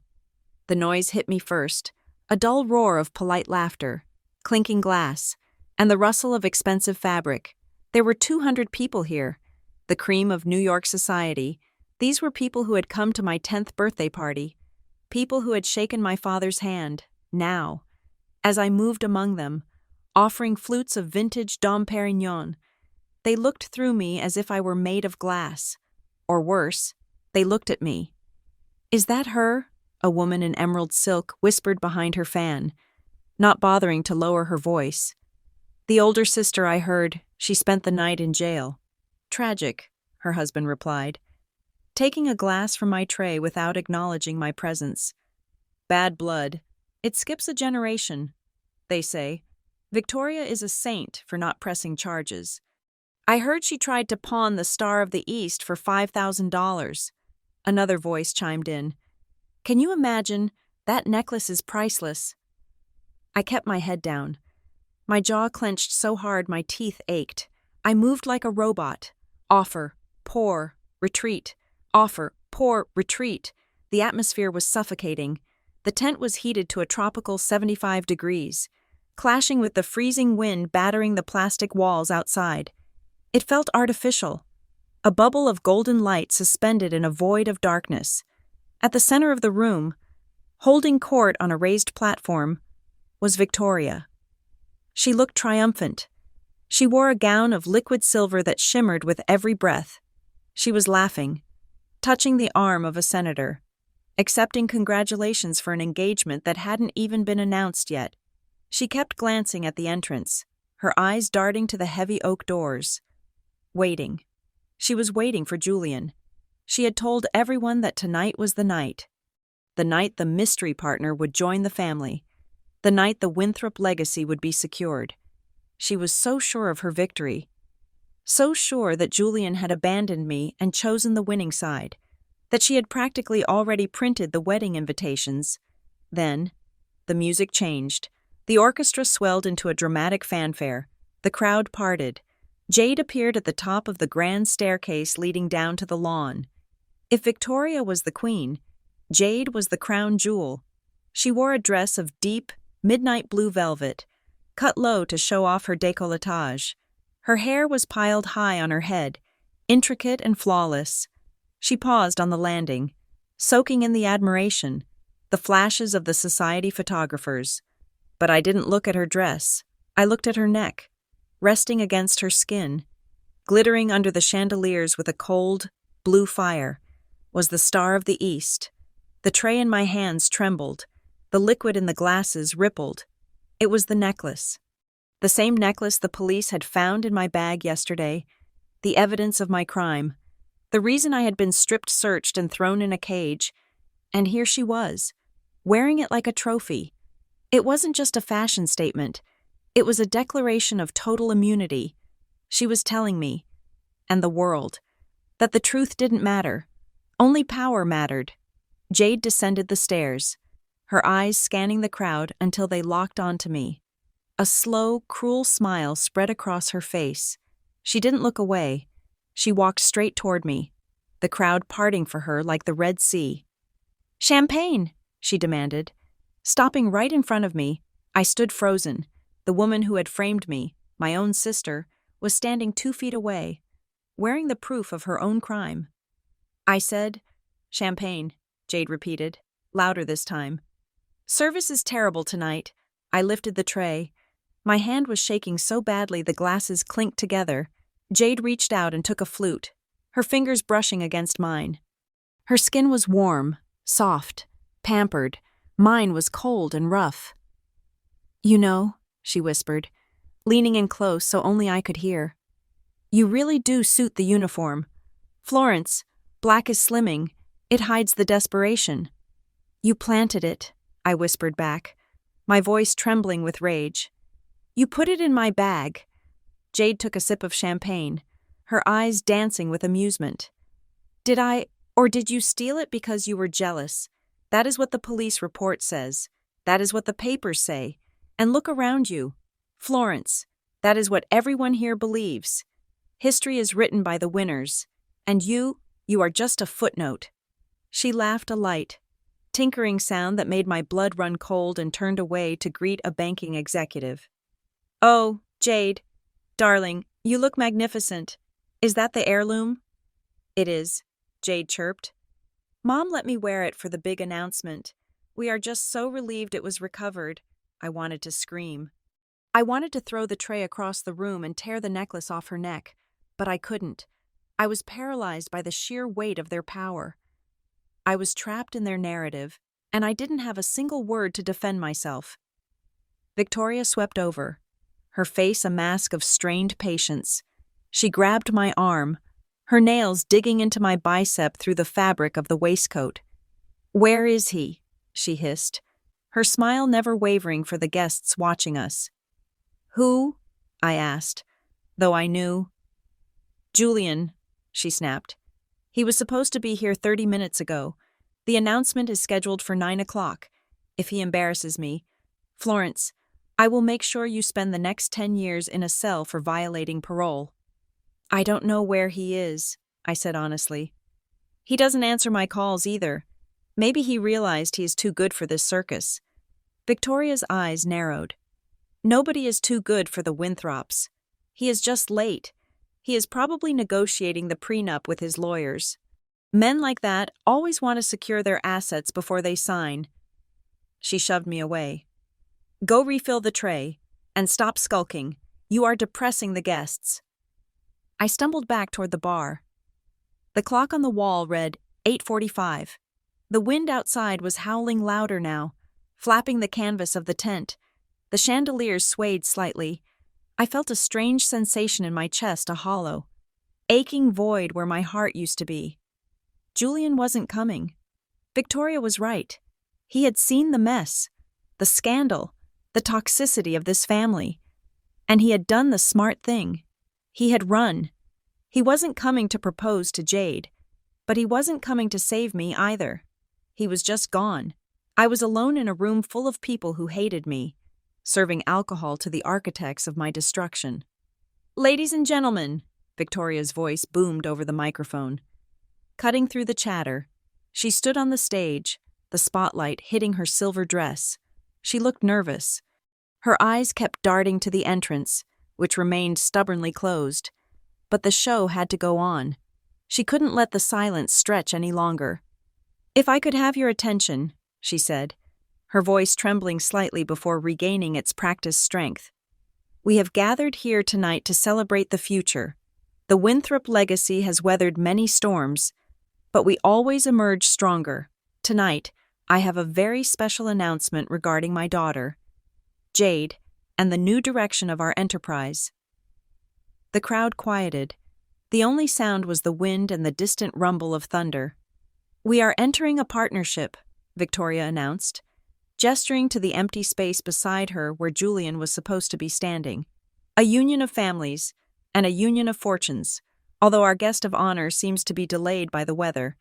The commitment remains." She was stalling. It was painful to watch. She was promising a groom who wasn't there. "Jade," Victoria beckoned. "Come up here, darling." Jade walked up to the stage, beaming, touching the necklace. She looked like the cat who had eaten the canary, the cream, and the entire birdcage. "While we wait," Victoria said, forcing a bright, brittle laugh, "let us raise a glass to patience and to prosperity." She raised her glass. The guests raised theirs. I stood in the shadows near the kitchen door, clutching my empty tray. I wanted to disappear. I wanted the ground to open up and swallow me whole. And then, I heard it. It wasn't thunder. It was rhythmic, percussive, a deep, thrumming beat that vibrated in the floorboards and rattled the champagne glasses on the tables. Thwack, thwack, thwack, thwack. The guests looked around, confused.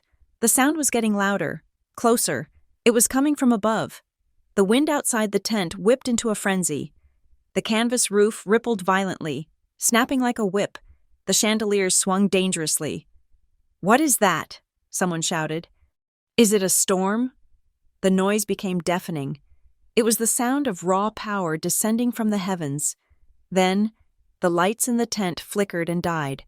For a second, there was total darkness, filled only by the screams of the startled guests and that overwhelming, thunderous beat.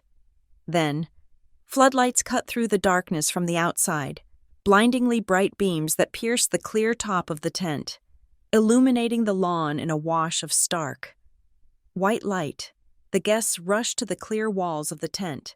Looking out, I moved with them, drawn by a force I couldn't name. Out on the great lawn, the grass was being flattened by a hurricane-force wind, and descending from the night sky, looking like black predatory birds against the storm clouds, were 3 helicopters. They weren't police choppers. They were sleek, black, executive aircraft, and on the side of the lead helicopter, illuminated by the landing lights, was a logo in gold leaf, a logo I hadn't seen in 10 years. A W entwined with a laurel wreath, the seal of the office of the founder. The lead helicopter touched down, its landing gear sinking into the manicured turf. The rotors began to slow, but the wind was still whipping the women's gowns and ruining their hair. Victoria stood on the stage, frozen.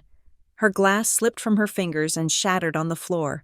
Her face was a mask of pure, unadulterated terror. The door of the helicopter opened, a set of stairs unfolded, and then a man stepped out. He wasn't wearing a mechanic's jumpsuit. He was wearing a tuxedo that fit him like it had been sewn onto his body. He wore dark sunglasses, even at night. He looked dangerous. He looked powerful. He looked like Judgment Day. It was Julian. But he didn't walk toward the tent immediately. He turned back to the cabin of the helicopter and extended his hand. A cane emerged, first ebony wood, topped with a silver dragon.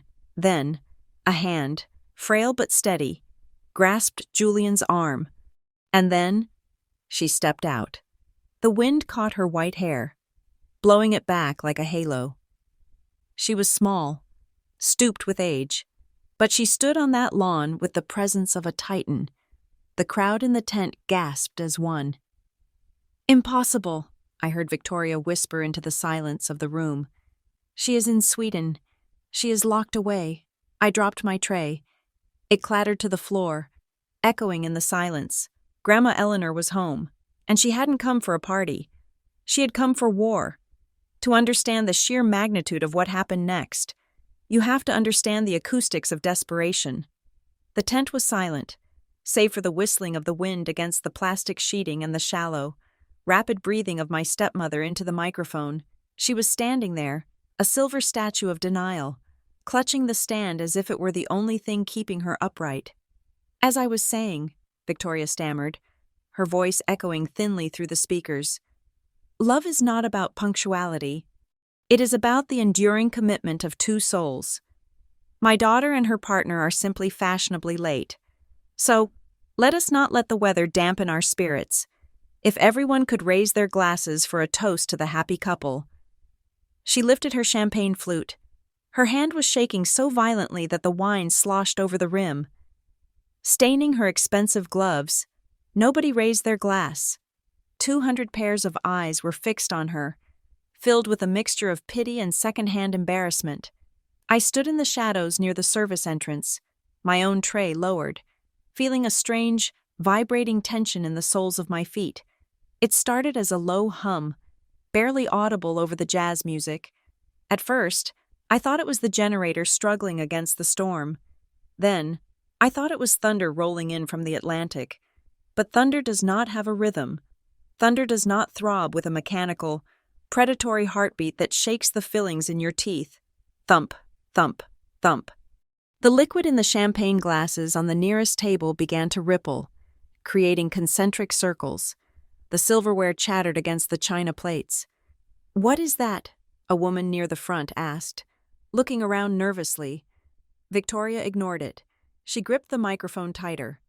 "I said, a toast," she shrieked, her composure fracturing. But the sound was no longer a hum. It was a roar. It was a physical wall of noise that seemingly rose from the ocean itself. Drowning out her voice, drowning out the band, drowning out the storm. It sounded like the apocalypse was approaching from the east. Suddenly, the heavy velvet drapes that covered the ocean-facing side of the tent were blasted inward, billowing like the sails of a ship in a typhoon. A gust of wind, far more powerful than the winter gale outside, tore through the gap, extinguishing the candles and sending napkins flying into the air like white surrender flags. "Look," someone shouted, pointing toward the clear plastic roof of the tent. We all looked up. Hovering above us, illuminated by the strobe lights of the event, but casting shadows that seemed to swallow the world, were three shapes. They were not the clumsy news choppers that sometimes buzzed the coastline. They were sleek, black, and terrifyingly aerodynamic. They were Sikorsky S-26 helicopters, the kind used by heads of state and oil tycoons who needed to move armies in silence. They moved in a perfect, triangular formation, their rotors slicing through the night air with military precision. The lead helicopter dipped its nose, banking sharply to circle the lawn. As it turned, the searchlight mounted on its belly cut through the darkness, sweeping across the terrified crowd before locking onto the stage. For a split second, the beam illuminated the side of the fuselage. The logo was unmistakable. It was gold, etched against the black paint. A stylized W wrapped in a laurel wreath, with two words stenciled underneath in a font that had not been seen on company letterhead for 10 years. Winthrop Holdings. Executive Command. I heard a gasp, a collective intake of breath from the older guests, the ones who had done business with my grandfather. They knew what that logo meant. It did not mean the board of directors. It did not mean the public relations department. It meant the throne. It meant the absolute, unchecked power of the founder.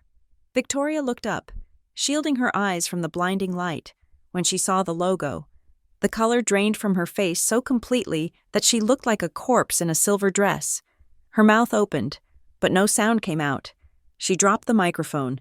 It hit the floor with a screech of feedback that tore through our eardrums, but even that was lost under the deafening roar of the rotors. The helicopters began their descent. They did not ask for permission. They did not wait for the area to be cleared. They simply claimed the ground. The downwash was catastrophic. As the landing gear of the lead chopper touched the manicured grass of the great lawn, the wind generated by the blades hit the tent with the force of a bomb blast. The expensive floral centerpieces orchids flown in from Ecuador were ripped from their vases and hurled across the room. The linen tablecloths were whipped off the tables, sending crystal glasses shattering to the floor. People screamed, covering their heads, diving under the tables as petals and debris rained down on them.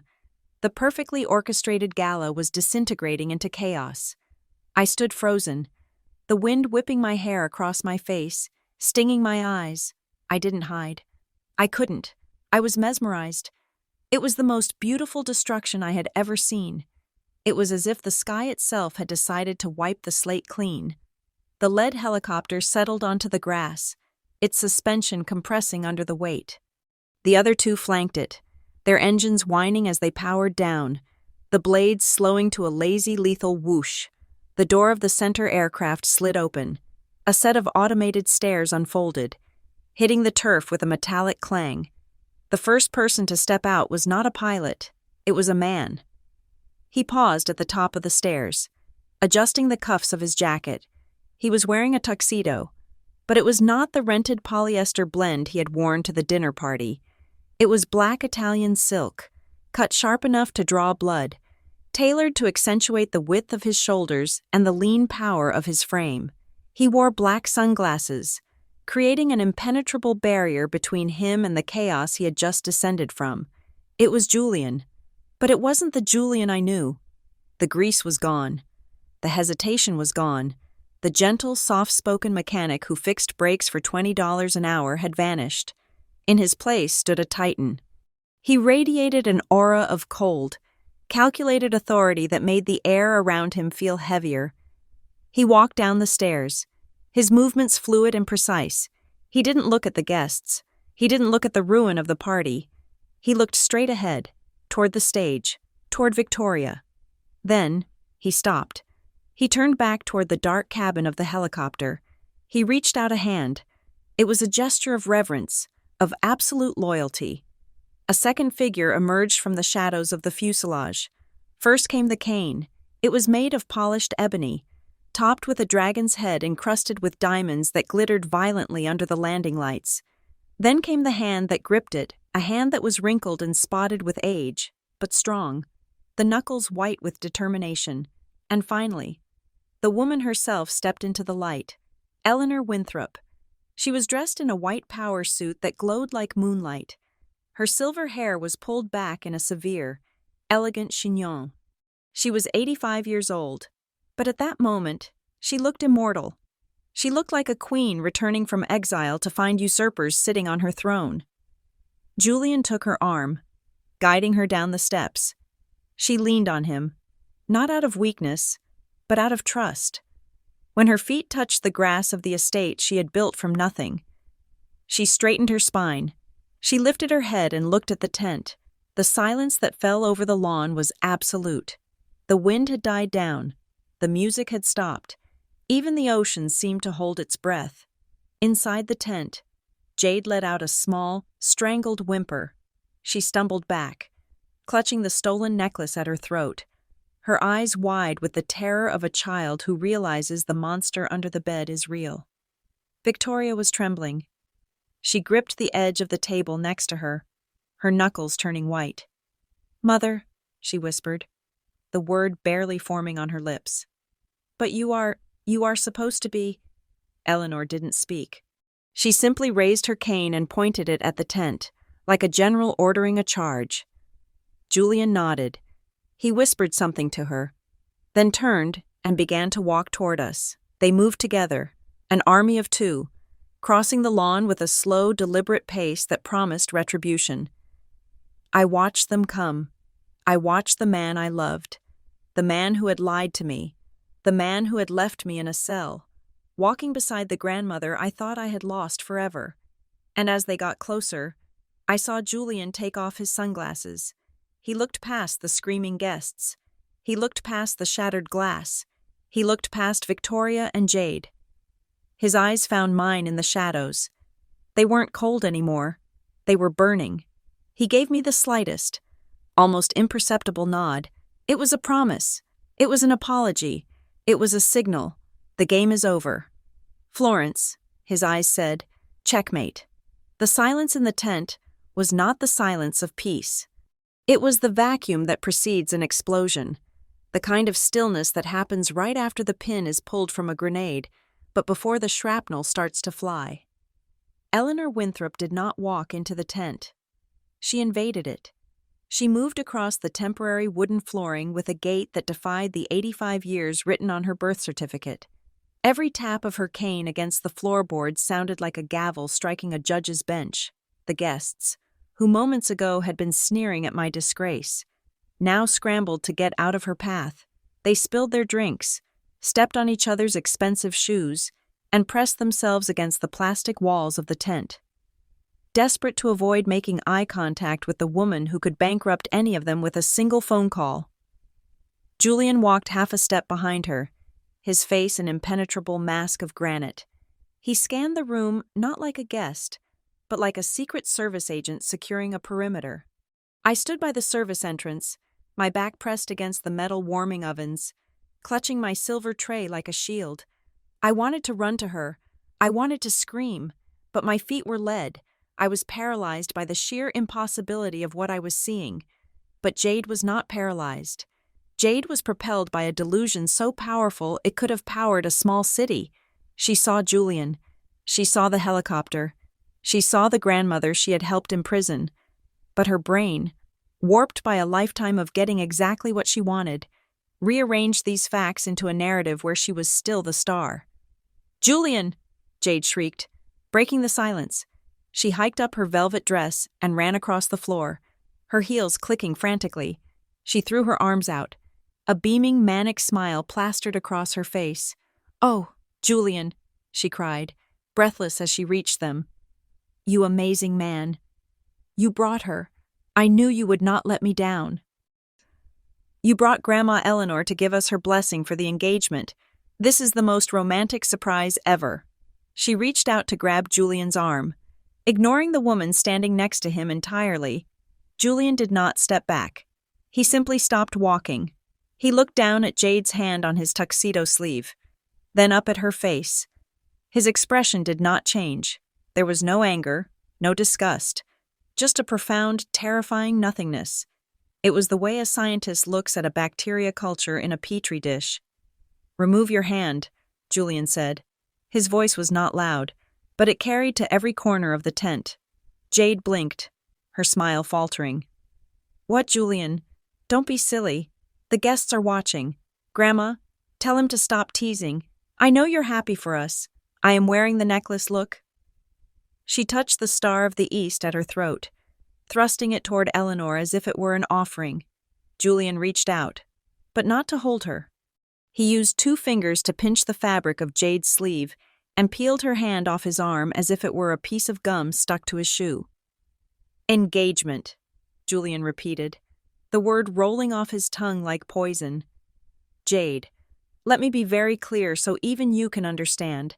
I would rather marry the rusted lug wrench in the bottom of my toolbox than spend 1 second with a woman as vacuous and morally bankrupt as you." The gasp from the crowd was audible. Jade recoiled, as if he had slapped her. Her mouth opened and closed like a fish on a dock. But the dinner," she stammered, tears of humiliation welling up in her eyes. "You said you wanted to merge our assets. You said you wanted to be part of the family." "I am part of the family," Julian said, his voice cold steel. "The part that takes out the trash." He turned his back on her. He didn't even watch her crumble. He had already dismissed her from his universe. Eleanor Winthrop had not stopped moving. She had not even looked at Jade. Her eyes were locked on a target in the shadows. She walked straight toward me. I shrank back against the wall. I was suddenly acutely aware of my appearance. I was wearing a waiter's uniform that was 2 sizes too big. My hair was pulled back in a severe, messy bun. I smelled of champagne and fear. I was the disgrace. I was the thief. I was the failure who had let them take her company. "Grandmother," I whispered, my voice cracking. "I am sorry. I didn't know I tried to." Eleanor stopped 2 feet in front of me. She looked me up and down, taking in the cheap black waistcoat, the starch-stiffened collar, the heavy silver tray in my hands laden with empty glasses. Her eyes, usually a soft gray, were currently burning with a blue fire that matched the sapphires on Jade's neck, but the fire wasn't directed at me. "Drop it," Eleanor commanded. "What?" I blinked. "The tray. Florence," she said, her voice sharp. "Drop it. You are a Winthrop. You do not serve people. People serve you." "But the glasses," I stammered, conditioned by days of fear. "Victoria will." Eleanor didn't wait. She raised her ebony cane and swung it sideways. Crash! The heavy silver tray was knocked from my hands. It hit the floor with a deafening clatter, sending crystal shards flying across the polished wood. Champagne dregs splashed onto the hem of Eleanor's pristine white suit pants, but she didn't even flinch. Before I could react, she stepped forward and wrapped her arms around me. It wasn't a fragile, old lady hug. It was a vice grip. She smelled of lavender and cold air and power. I buried my face in her shoulder, and the dam finally broke. A sob tore through my chest, ugly and raw. "I am sorry." I wept into her jacket. "I am so sorry."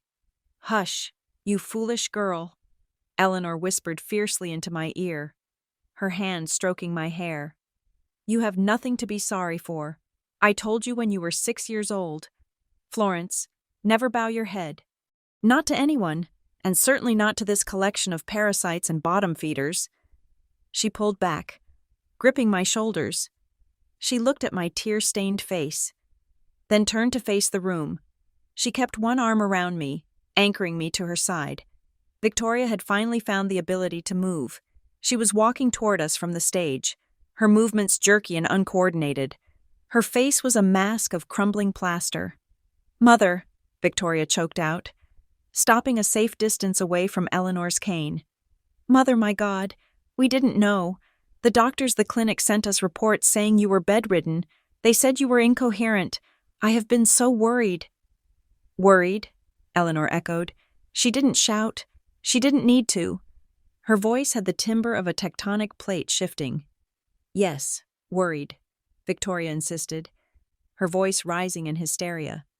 "I have been holding this family together. I have been managing the estate because you were too sick to do it. I did it all for you. Mother, why didn't you tell me you were recovered? I would have sent the jet." Eleanor looked at Victoria. Then she looked at the guests. Then she lifted her cane and slammed the ferrule down onto the floorboards. Thud. The sound silenced Victoria instantly. "Recovered," Eleanor said, a dry, humorless smile twisting her lips. "Victoria, I was never sick. I was drugged. I was held prisoner in a room with no windows for 3 years. And do you know who paid for the drugs? Do you know who signed the checks to keep the doctors quiet?" Victoria went pale. "I don't know what you're talking about. Someone must have misled us. I will fire the accountants immediately." "Stop lying," Eleanor said. "It is boring, and I have had enough boredom to last a lifetime. You think I was resting? You think I was staring at the wall I was building?" She gestured to Julian. "I was building a contingency plan," Eleanor said. "I knew you were a viper the day my son married you. I knew it was only a matter of time before you struck. So, 10 years ago, I created a shadow protocol. I set up a blind trust. I appointed a proxy to watch over it, a boy I met in a garage, who had grease under his fingernails and more integrity in his pinky finger than you have in your entire body." She patted Julian's arm. "Julian is not a mechanic. Victoria, he is the chief executive officer of the Perseus Fund. He owns 51% of the voting shares of Winthrop Enterprises. He has been my eyes and ears while you were busy buying ice sculptures." Victoria staggered back, clutching her chest. "That is impossible. I control the shares. I have power of attorney." "You have a piece of paper signed by a heavily sedated woman," Eleanor spat. "And as of this morning, that paper is being used by the district attorney as evidence of elder abuse and fraud." "Julian," Eleanor said, turning to him. "Read the indictment. I want to hear it." Julian stepped forward. He was holding a leather briefcase, old, battered leather, the kind that implied serious work. He set it down on a nearby table, right on top of a pile of hors d'oeuvres. He clicked the latches open. The sound was like 2 gunshots in the quiet room. Victoria and Jade watched, mesmerized, I think, in some delusional corner of their minds. They still expected him to pull out a ring box. They expected a twist where he proposed to Jade to save the company. Julian reached in and pulled out a thick stack of documents bound with a red rubber band. "This is not a marriage license," Julian said, his voice conversational, as if he were discussing the weather. "This is a federal restraining order, effective immediately. It bars Victoria Winthrop and Jade Winthrop from entering any property owned by Winthrop Holdings, accessing any corporate bank accounts, or contacting any board members." He tossed the document onto the table. It slid across the surface and landed at Victoria's feet. "And this," he pulled out a second stack, thicker than the first, "is the forensic audit of the last 3 years. It details 17 counts of embezzlement, 12 counts of wire fraud, and 1 count of grand larceny regarding the theft of the Star of the East necklace." Julian looked at Jade. "By the way," he said, "that necklace looks lovely on you. The police officers waiting outside the tent will find it very convenient that the evidence is already tagged and displayed on the suspect." "Police," Jade squeaked, her hand flying to her throat. "State and federal," Julian confirmed. "I believe the FBI is particularly interested in the wire transfers to the Cayman Islands. They have a thing about money laundering." Victoria looked around the room, searching for an ally. "Mr. Vanderhoven," she cried, spotting the banker she had been trying to impress. "You know me. You know this is a misunderstanding. Tell them this is a hostile takeover." "Mr." Vanderhoven did not step forward. He stepped back. He turned his back on her and began to enthusiastically examine a spot on the tent wall. The entire room followed suit. The society friends, the people who had drunk her champagne and eaten her food, suddenly found the floor very interesting. They were rats, and they smelled the ship going down. "You have 5 minutes," Eleanor said, checking a small platinum watch on her wrist. "Julian tells me that the federal agents are very punctual. I suggest you use that time to say your goodbyes, not to the guests, to the house. You will never set foot inside Winthrop Manor again." "You can't do this!" Victoria screamed, her facade finally shattering completely. She lunged toward Eleanor, her fingers curled into claws. "I built this life, I deserve this." Julian moved. He didn't run. He just blurred. One second he was by the table. The next he was standing between Eleanor and Victoria. He didn't touch her. He just stood there, a solid wall of muscle and menace. "I wouldn't," Julian said softly. "I really wouldn't." Victoria stopped. She looked up at him, breathing hard. She looked at the man she had called a garage rat. She looked at the man she had tried to manipulate. And finally, she saw him. She didn't see a mechanic. She saw the executioner. She crumbled. She sank to her knees on the floor, weeping into her silver dress. Surrounded by broken glass and the ruins of her ambition, Eleanor didn't even look down. She turned to me. "Florence," she said, her voice brisk and businesslike again. "Go upstairs and change. That uniform is hideous. We have a company to reorganize, and I need my lead architect." "Architect," I whispered. "Who else?" Eleanor tapped my cheek with her gloved hand. "I am 85. Darling, I am not running this place forever. I need someone who knows how to build on a solid foundation. Now go. The helicopter leaves in 20 minutes. We are dining in the city tonight. I have a craving for pizza." I looked at Julian. He winked at me, a real, human wink that broke through the terrifying persona he had worn for the last hour. "Go," he mouthed. I turned and ran toward the house. I didn't look back at Victoria sobbing on the floor. I didn't look back at Jade trying to unclasp the necklace with shaking hands. I ran toward the future, and for the first time in my life, I wasn't running away from something. I was running toward it. I could not move. The command to go and change my clothes had been given, but my feet were rooted to the spot near the service entrance. The adrenaline that had spiked with the arrival of the helicopters was now settling into a cold, hard clarity.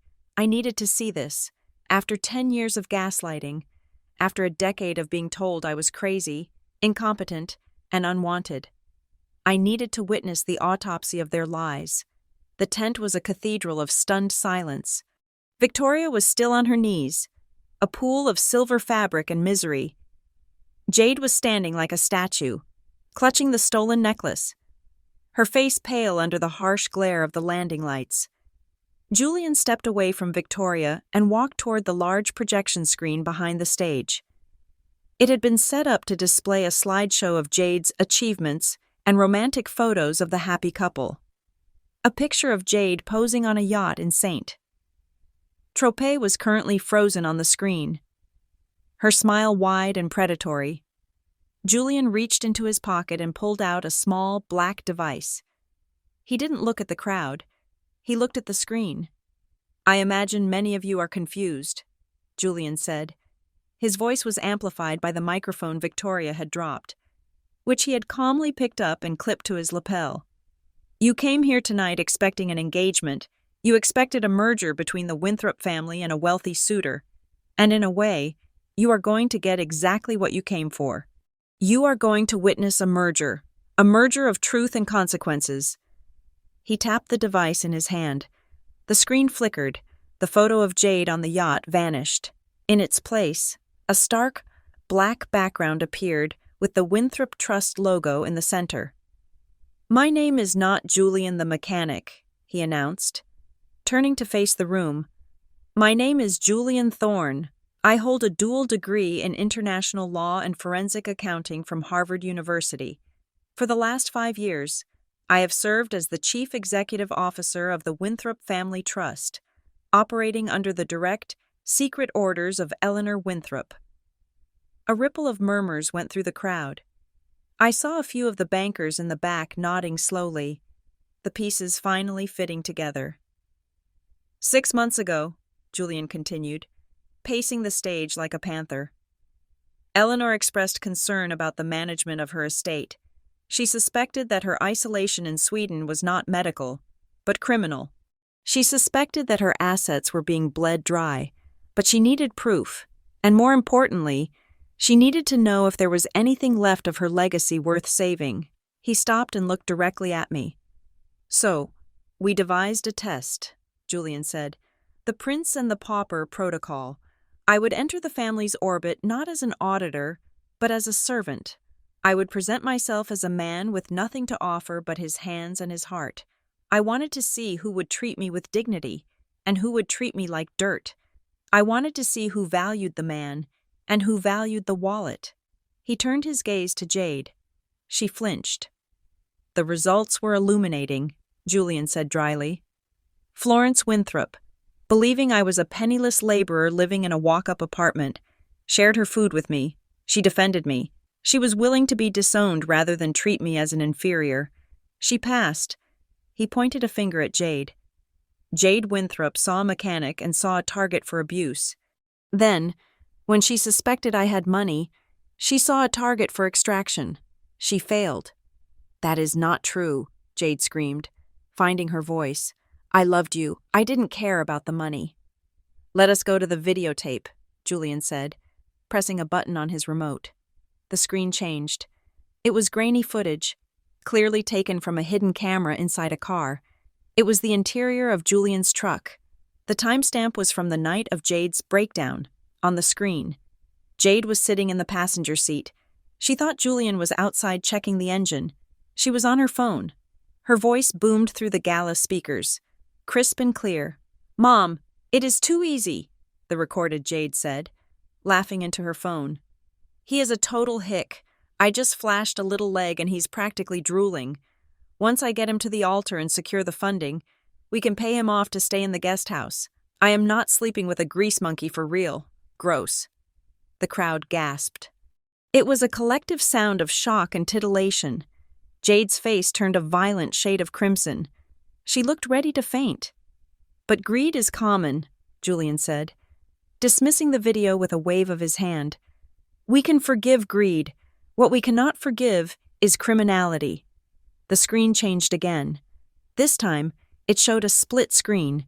On the left was a scanned image of a legal document, the amendment to my father's will, removing me as a beneficiary. On the right was a magnified image of the signature. "This is the last will and testament of Arthur Winthrop," Julian narrated, acting as the prosecutor in this makeshift court. "Victoria Winthrop claimed her husband signed this 3 days before he died. However, the forensic analysis shows something interesting." A red line appeared on the screen, tracing the loops of the signature. The tremor in the hand matches Victoria's handwriting, not Arthur's, Julian explained. "But we didn't need a handwriting expert. We just needed a microphone." He tapped the remote. The audio file from the dinner party played.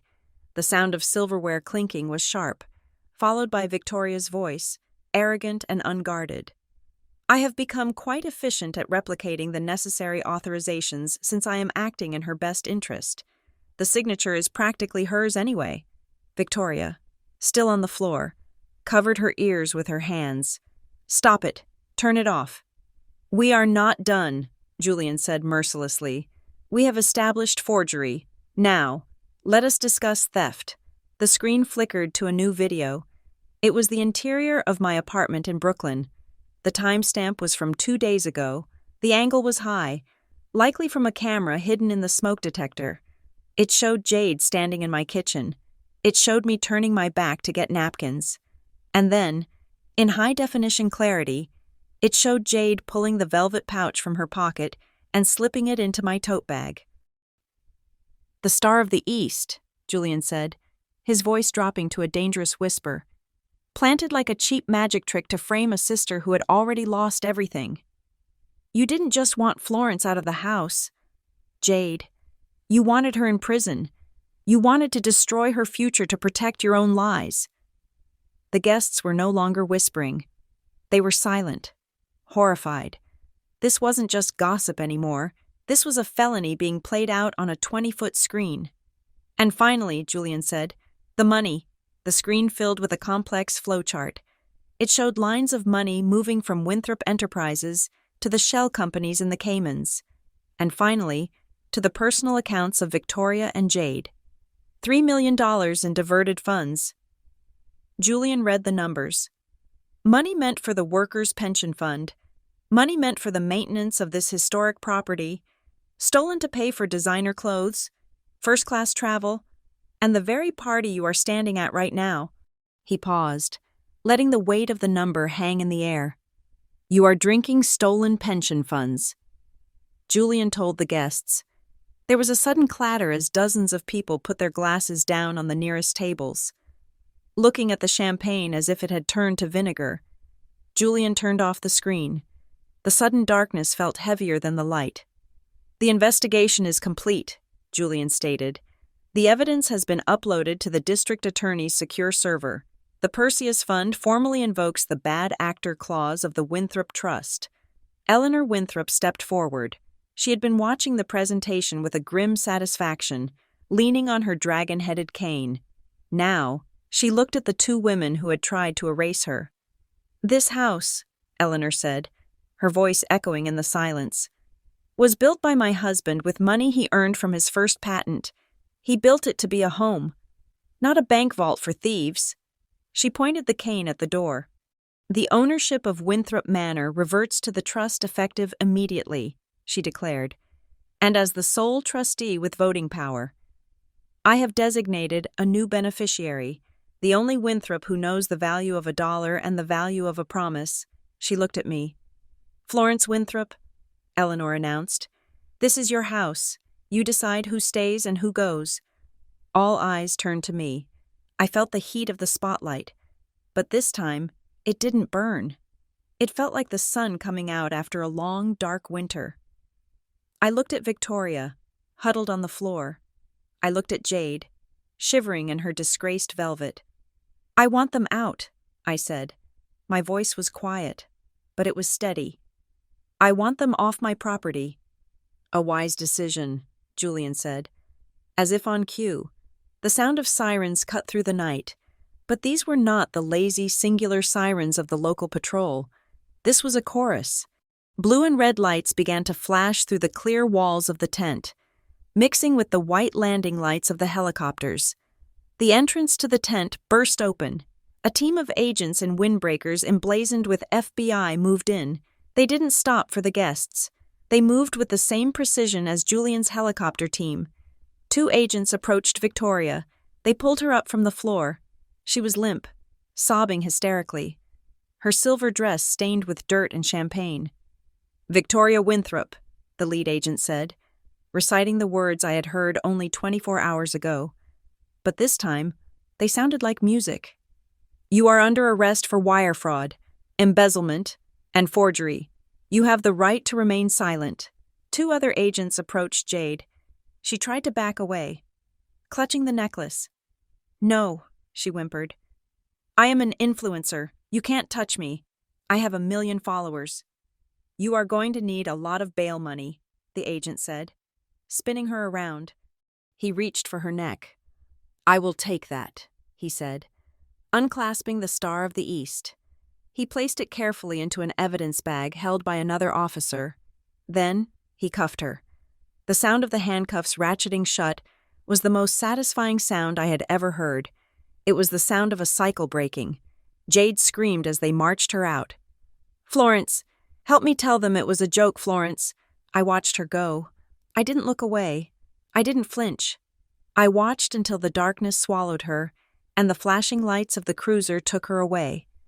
The tent was clearing out, the guests, realizing the party was definitively over and that they might be questioned as witnesses, were fleeing toward the valet stand in a panic.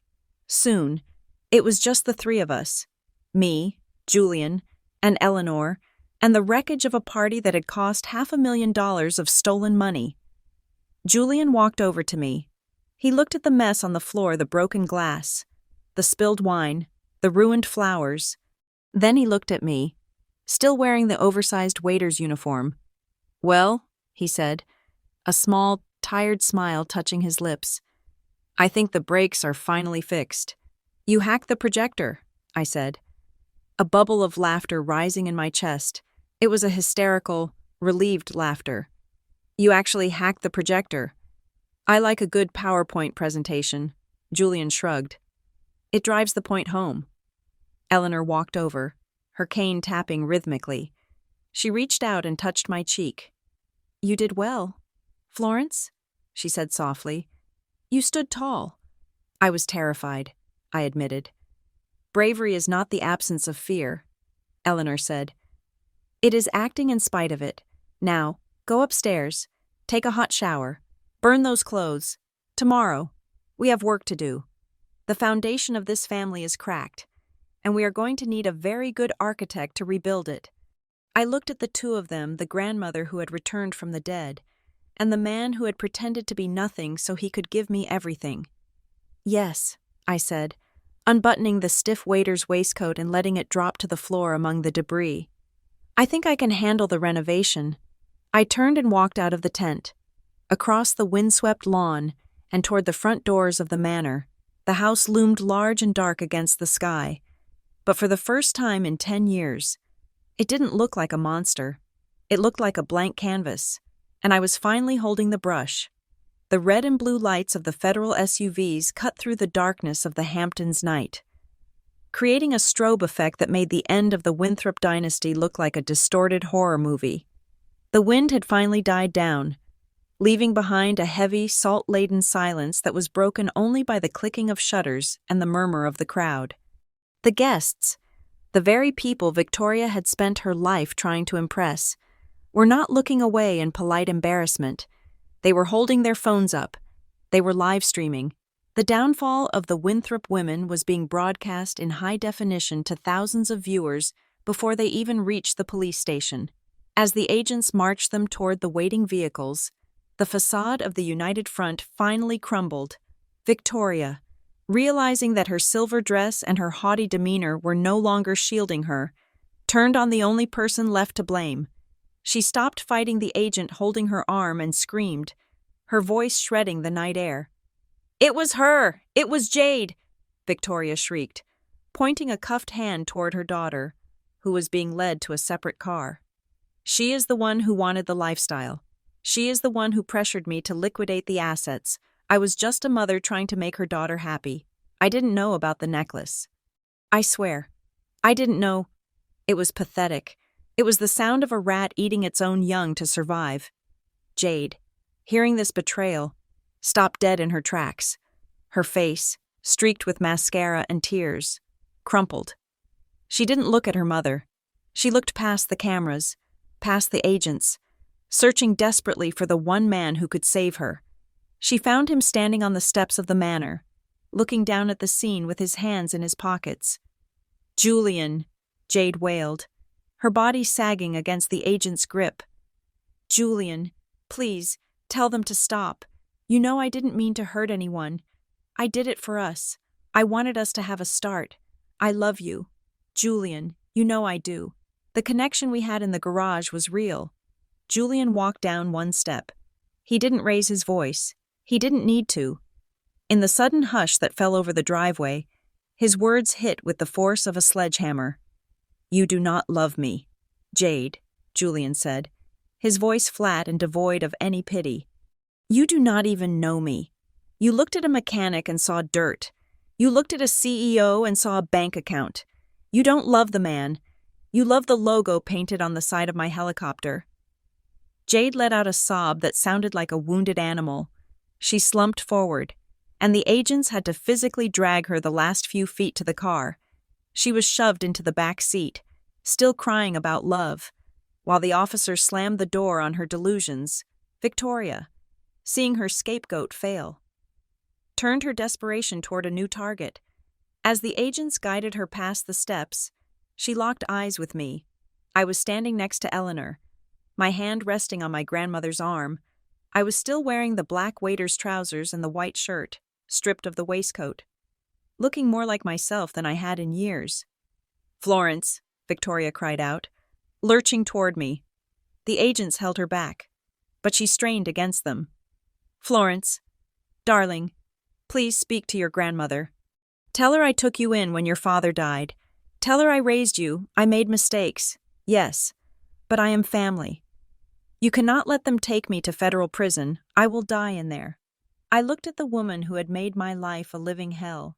I looked at the woman who had turned my father's home into a mausoleum of cold ambition. I remembered the way she had looked at me when I was scrubbing the floors. I remembered the way she had smiled when she threw my clothes into the mud. For a moment, I felt a flicker of the old Florence, the girl who just wanted to be liked, the girl who would apologize for taking up space. But then I felt the warmth of Eleanor's arm next to mine. I felt the solid presence of Julian behind me. I stepped forward. I didn't shout. I didn't cry. I looked her dead in the eye. "You said one true thing to me, Victoria," I said, my voice steady and clear. "You told me I didn't fit in this house. You were right. I didn't fit because this house was full of parasites. I am not the maid anymore, Victoria. I am the owner, and I am finally cleaning up the mess." Victoria's mouth fell open. The hope in her eyes died, replaced by a cold, hard realization that her victim had finally grown teeth. "Get her out of here," I said to the agents. They nodded and pushed her into the second SUV. As the door slammed shut, cutting off her wails, I felt a physical weight lift off my shoulders. It was as if the gravity on the estate had suddenly shifted. The air felt lighter, the wind felt cleaner. The convoy of police vehicles pulled away, their red taillights disappearing down the long, winding driveway, followed by the swarm of media vans. Silence returned to Winthrop Manor. I stood there for a long time, just breathing. Julian came up beside me and placed a hand on the small of my back. Eleanor tapped her cane on the stone steps. "Well," Eleanor said briskly, "that was dramatic. I always hated long goodbyes." She reached into the pocket of her blazer and pulled out a heavy set of iron keys.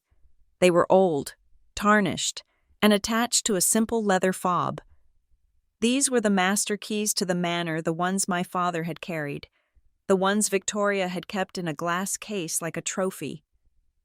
Eleanor took my hand, turned it palm up, and pressed the cold metal into my skin. "The house is yours, Florence," she said. "But a house is just a pile of bricks. I am not just giving you the keys to the front door. I am giving you the keys to the division." "The division?" I asked, looking from the keys to her face. "The real estate division of Winthrop Holdings," Eleanor clarified. "It has been mismanaged for a decade. It needs vision. It needs someone who understands that architecture is about people, not just profit margins. I am appointing you as the head of development. You start Monday. Try not to be late." "Grandma," I gasped. "I don't know if I can run a division.